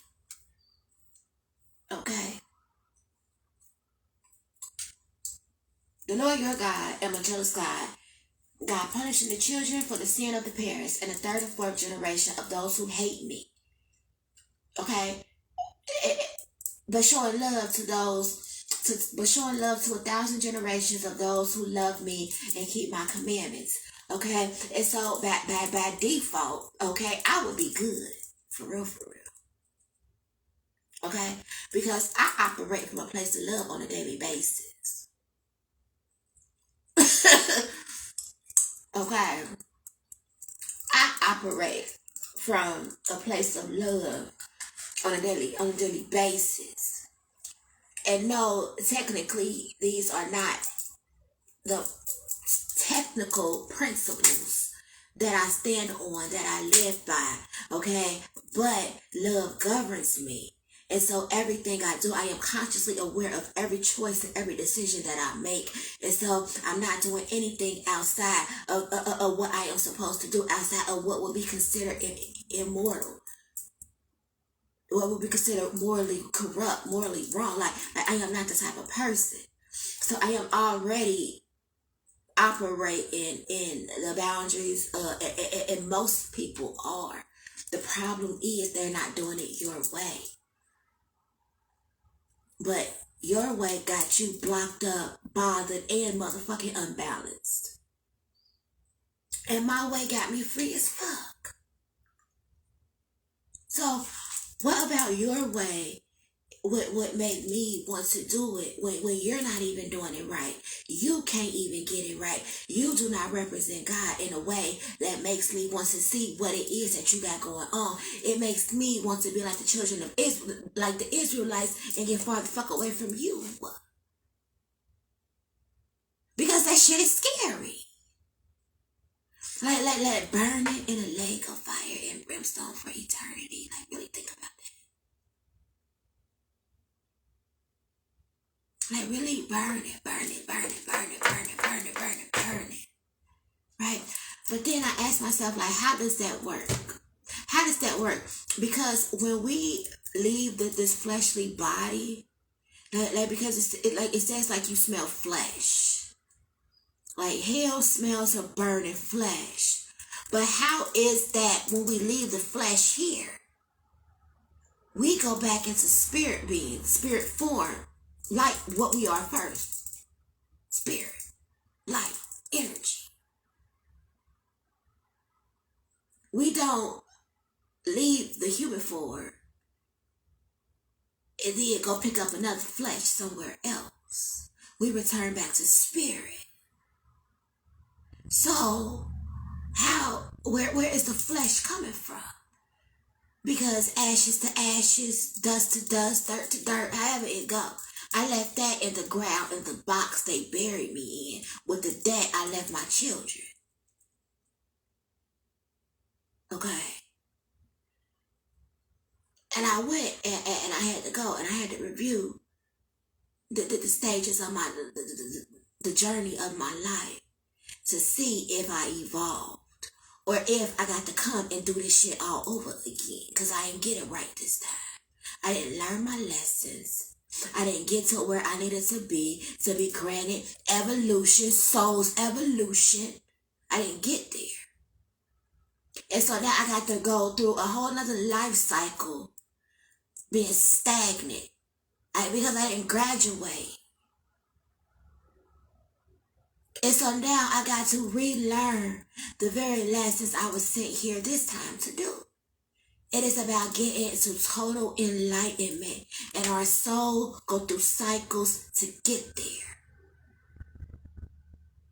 This shit is so personal, and the very people who do not have it the right way is the very ones condemning everybody to a hell that does not exist. And nobody can get the real healing that they need because they are not free to live and learn their lessons. They are blocked up and bothered and unbalanced because there is a battle going on the inside of them trying to figure out what is right. Because you're trying to do it the way your mama telling you to do it, the way your grandmama told her to do it. But for you, that shit ain't working for you. Right? But everybody is telling you that you're wrong for thinking, feeling, and moving how you move. And that's where this shit becomes personal at. And you follow what your soul, what your spirit, what your intuition, what your animal instinct is telling you to do. You trust that. And you go outside of that box, right? And when you get there and they see how you doing it, okay, they may ask what you got going on, okay? God may be using you to get the healing that your family needs. But first, you have to trust enough. You have to trust yourself enough to know that you are being led in a different direction for a reason. And that is what works for you. Because when it's all said and done, it is your soul that is going to be stagnant. You got the answer for that. And not in the way that, no, it don't work like that. Okay? It does not work like that. So now your soul is stagnant. There has been no growth. So you're not evolving. So you are continually repeating the same cycles over and over and over and over and over and over again.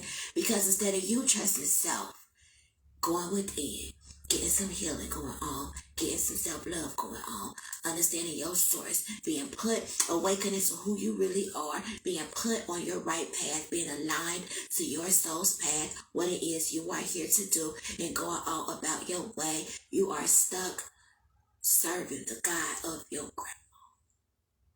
But the relationship was never built. You just going through life, living life, not understanding that it is a must that every human being connect back to the spirit being first. You have to connect back to spirit. The spirit of who you are. Because in you doing that, you are connecting back to your source. And your source is going to guide you to where you need to be. And you cannot care about what everybody else has to say about what it is you are supposed to be doing. Your plan for your life, your mission for your life, your journey for your life is yours. Nobody else's.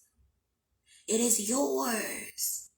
And you are responsible to make sure you get to where it is you need to be. For the evolution of your soul. We are spirit beings first. We are spirit beings first. Here having a human experience, a physical experience for the evolutions of our soul. To get to total enlightenment. And whatever path you have to take to get there, that is for you to take to get there.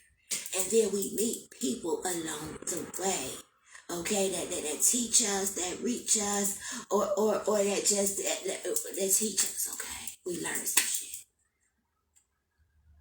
And when we stay in one place too long, we start getting thunderbolts. Because once we have learned the lesson, it is time to go. And when we do not go, the thunderbolts start coming because we are out of alignment. And there are so many people in religions that are not in alignment to who they are, to their soul's path, their soul's mission.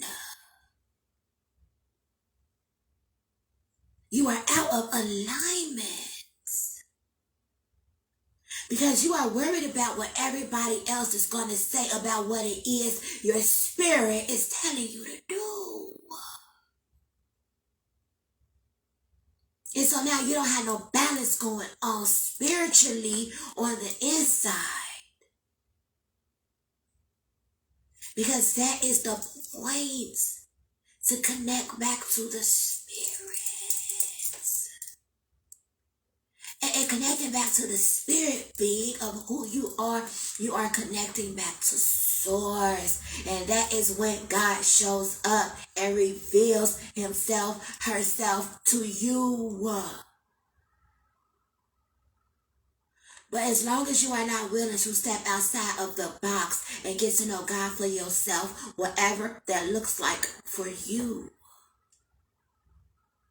you're never going to know. You're never going to reach your fullest potential. You're not going to evolve. You are not in alignment to what it is you need to do. How many cycles are you going to have to repeat until you get there? How many thunderbolts is going to have to hit your ass? How many hailstorms are you going to have to survive until you decide to get into alignment to what it is you need to do? Block out all the noise. Fuck what everybody else talking about, because they're responsible for their shit just like you responsible for yours. Period. and awaken to the spirit being, to your soul, who you are, and get to where you need to be, so that the riches of the world will open up and unlock for you. Knowledge will unlock for you. But as long as you are staying stuck in a place that is not conducive to what you are here for, what lessons you are here to learn, what lessons do you need to learn for the enrichment of your soul, for your own personal growth, personal development, spiritual development, character development? What is it that you are here to do to evolve as a spirit being? This is an experience for the spirit being. So when we leave this form, we go back to spirit form to evaluate how we did in this cycle and what the next cycle is going to look like for us.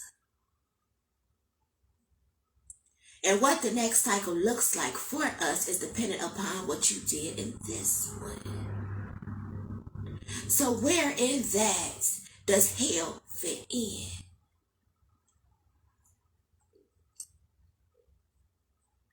And how is my flesh burning if I left that in the box, in the ground? It don't work like that, is my point.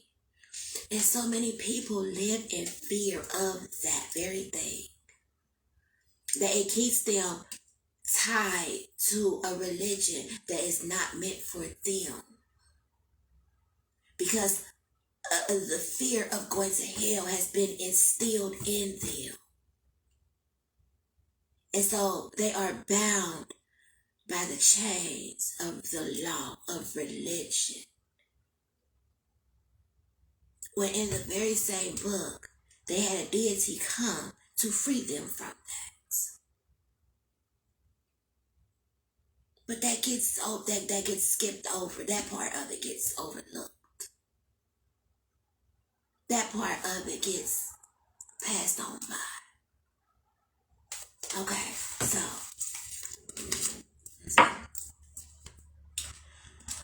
this is the foundation of who you are. Who is your God? Who is God to you? Wait, who is God? Who is God to you? Who is your God? This is the foundation of who you are, what you are, why you are. This is what stabilizes your root chakra and finding balance within self. Finding out who your source is, number one. Number one. Finding out who your source is on a personal level. Not the God your grandma gave to you. No. Your source. The shit is personal.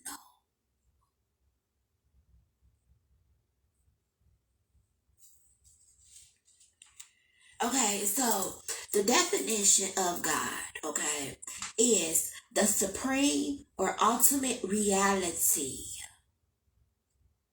The being perfect in power, wisdom, and good news, who is worshipped as creator, ruler of the universe. Ruler of the universe. By definition, God is ruler of the universe. So therefore, the universe is not God. By definition. The universe is where all that is created sits into. Where the energy is recycled. The vibrations is recycled. The universe in and of itself is not God. Let's stop saying that too. Okay? By definition, God is the ruler of the universe as well. Is could the universe be considered a deity? No. Okay. A superhuman being or spirit worshipped as having power of nature or human fortunes, a deity. A superhuman being.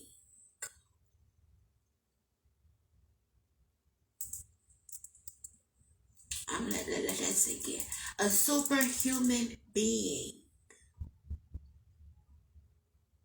or spirit worship as having power of nature or human fortunes, a deity. What is a deity? Okay. A god or goddess or anything reverenced as divine, revered. My apologies. A god or goddess or anything revered as divine. Planet Earth is a divine being.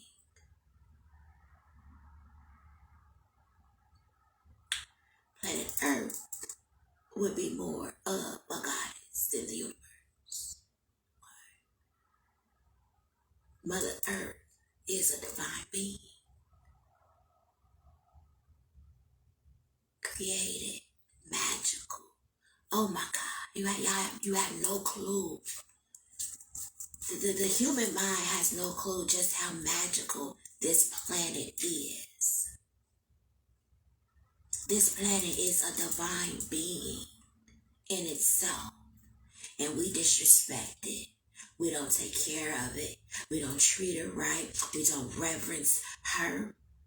And then in cultures and religions where Earth, Mother Earth is reverenced, you call that evil? You say it's witchcraft, it's idolatry. Because I am giving reverence and maintaining and taking care of and connecting back to nature, because by definition it says that God has power over nature.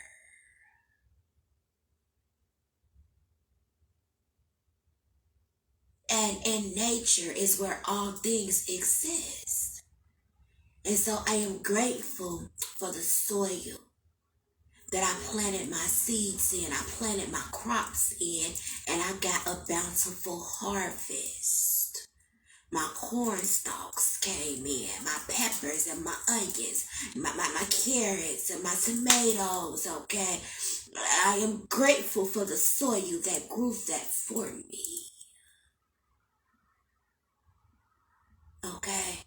I am grateful for the trees that give me shade, that give me air and oxygen, that bear the cocoa beans, the cacao beans, okay, and the mangoes and the pineapples and the bananas. Like, I am grateful for that. So I show reverence, I show honor. I am grateful to the seas, Mother Oshona. Okay, for keeping the fish and all the sea animals and the sea creatures in there. Okay, so that I can have a source of nutrients for me, so I can revel in the beauty that she is. I show gratitude for that, because she gives to me and I give gratitude, and I give back, and she gives back to me and I give back the infinity. It is the gift that keeps on giving. How is that evil? The sun that shines on me and my crops, that gives me the natural vitamin D, that shines in light to give me solar power. Reverencing that being grateful for that. How is that evil? And, oh my, and the moon, the divine mother, and all of the magicalness that she is. The very thing that every woman's body, every woman's cycle connects back to. The 28-day lunar cycle, the 28-day menstrual cycle, or our womb, our intuition, our wisdom, our instinct, our instinct comes from the solar plexus. The divine body. Okay. Our intuition comes from our sacral chakra, the womb space. Speak life, Miss Empress. That connects us to the moon. The moon controls the water, the planet. All the bodies of water. The human being is made up of 90% water. So why would then not she control us as humans? Why would we then not connect back to that as a human being? And we are 90% water. 80%, 80% or 90%, that's one of them. But we are that. And the moon, it controls our emotions. We go through cycles and phases, waxing and waning, and the full moon and the new moon. And, everybody say, retrograde. This is in retrograde, when that is in retrograde, everything is crazy. When this moon is here, when the full moon, the new moon, the gibbous moon, all of this, like our emotions, it's like, because we don't know these things, so we don't know the natural way to bring ourselves back into balance with nature. The very thing that you say, because I serve, I'm evil, or because I reverence, I show gratitude to. You say I'm evil, or that is of the devil, or I am committing idolatry. No. And for real, y'all, I cannot lie. We are going to I'm going to finish off this first one. And then we are going to get back into this. When I come back, we're going to continue the series, the 10 Commandments. Okay, because it's so much more. It is so much more. So I am going to finish with this first one. And then when we come back, we will finish these, okay? And so, a deity is a god or goddess or anything revered as divine. Okay? And so, our reality is based off of our perception. The experiences, the people, the places, the things, the lessons, that we have gained thus far is what determines our reality. Like the cup, half full, half empty type of thing. Like we can see the same thing, but you see it one way and I see it another. But it ain't no need for us to argue about that. We can agree to disagree. And it really ain't even no need to disagree. It's just that you see it your way and I see it my way. Nothing is wrong with that. But yet we get into a space to where everybody, where we begin to fight because everybody wants to be right. Instead of you believe what the fuck you believe, seeing shit the way, because your experiences, the way life has shaped you and molded you to be, on top of the people, places, and things that you have been around. So the way you see things is not going to necessarily, be the way that I see things 100%. We'll find areas of agreement, but then the problem comes when the areas of disagreement come. When it doesn't have to be a disagreement, it could be a learning experience to see and understand why that person sees, thinks, and feels the way that they do, instead of trying to prove yourself to be right. Okay, and then the other person gets into defense mode. So now ain't nobody learning from each other because now I'm offended. You know what I'm saying? So I cannot hear you because I'm offended by what you're saying, because I wholeheartedly disagree with you. And because I disagree with you, I have cut my ears off from fucking listening. Not even, even though with my heart, I hear you. And what you saying really is sort of kind of resonating with me, but I'm defensive now. So I ain't trying to hear it. Because I don't want to allow myself to say that I have been doing some shit the wrong way.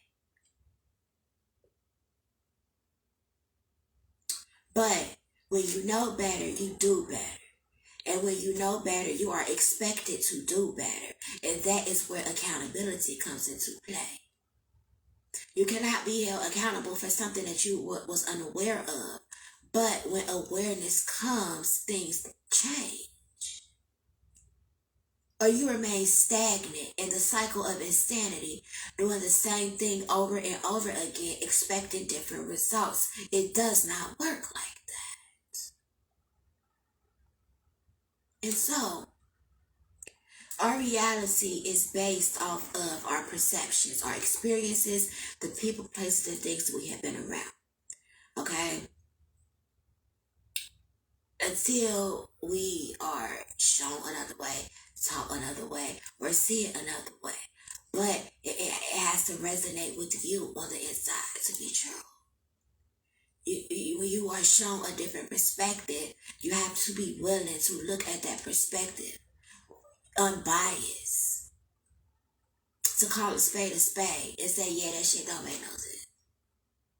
Or, I agree with you there, but over there, okay, then over there did not resonate with you, but over here resonated with you. So over here is what needs to be examined, not over there. Right? I got what you said there, sis, but when you said that, you kind of lost me. So where you got lost at, your soul wasn't trying to go that way. So that wasn't the way you were supposed to go. You connected with what was over here. And so this over here is what you need to focus on. When they say, when you hear people that do theory and say, take what resonates, leave what does not, that is what that means. You resonated with this, but you did not resonate with that. But the problem be, you be trying to pick up this and that. Or you want to pick up that because you want to pick an argument, you want to fight, you want to find a reason to say why somebody wrong and why you right. Instead of going with this, the path that does not lead to confrontation. You don't want to do that. You want to take that did not resonate, which is the path that will lead to confrontation, to prove that you are right. But that was not for you. This was. And so you missed your moment of enlightenment because you didn't want to go with what resonated. Because you going with what resonated requires you to look at self. And we don't want to do that. Can you imagine living with yourself every day and not being happy with self? I once lived like that, and I don't like that shit, and I will never go back to living, being unhappy with who I was at the core of my being, when nobody else is around, when it is just me and God. Not liking who I am as an individual, but this is who I got to live with every day. And so because I am unhappy, I then go and fuck up other people's happiness because I'm blocked up, I'm bothered, and I'm unbalanced, being very fucking unpractical about the shit I got going on in my life, because spiritually I am off balance. I am not in alignment with my soul or my spirit. And so everything is out of whack in my life. And so I choose to go around being the misery that needs some fucking company. So I go looking for some company. Looking for somebody to fuck with. So that I can have an argument to make me feel good. So I ain't over here in this misery by myself. So I'm gonna go on and piss somebody else off, fuck up their day. You know what I'm saying? And sit behind a computer and type mean shit to a motherfucker that I don't know, when all I got to do is keep scrolling. I'm unhappy with me. So because I'm unhappy with me, I'm going to make you unhappy with you and me as well. And I need some attention. That's the shit that goes on in this world. And social media being a thing, it really has allowed people to spew their hate and their misery out into the world amongst other people who ain't doing shit to them, who ain't did shit to them. Social media gives everybody the right to have an opinion, but no. You still got to have some decency about yourself. Like, it's like a thing where you think it, like where I say some shit and I say it to my man, but I wouldn't dare say that shit to you because it's fucking inappropriate. Right? It's some shit that I say, like, you know, when you're just kicking it with your friend, kicking it with your man.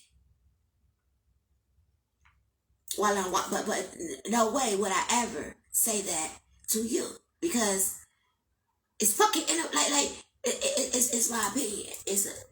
You get what I'm saying? Like some shit people learn to just keep to their motherfucking self. Because you're not doing anybody any good. And over here, you're going to get what the fuck you're looking for. Be clear. You're going to get what you're looking for over here.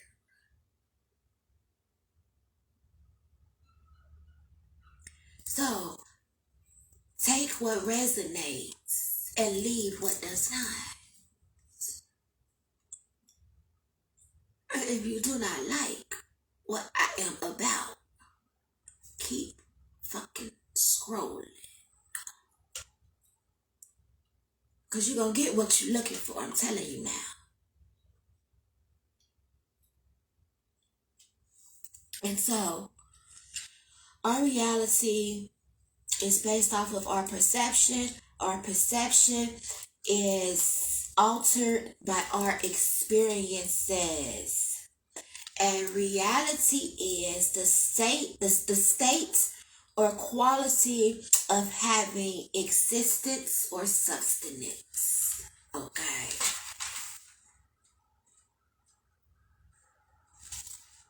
And so that I'm going to leave it right there. When I come back, we are going to pick up where we left off, which is at the second commandment. Okay, that was the end of what I had for the first commandment, which was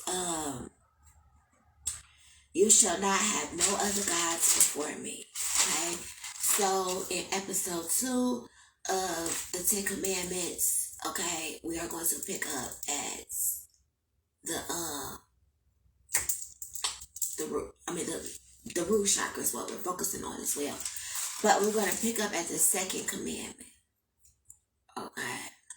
And for real, I might be back a little later on today. I might be back. I don't know when I'm coming back. But I'll be back. Okay. And so, take what resonates and leave what does not. Okay. If Christianity is your path and that is what works for you, let it work for you. Okay. But it ain't working. And it is so sad to see so many people being hindered from evolving, from reaching their highest, from reaching conscious awareness. Because they are holding on to a God that is not of their understanding. And they feel like they cannot get the understanding that they need because they are too scared to step outside of the box. So we're going to get to it. You know, we're going to figure it out. We're going to get to the root of it. Let me help you. Let me guide you along the way. We're going to learn some things, okay? This is Healing with Tarot featuring the Bible.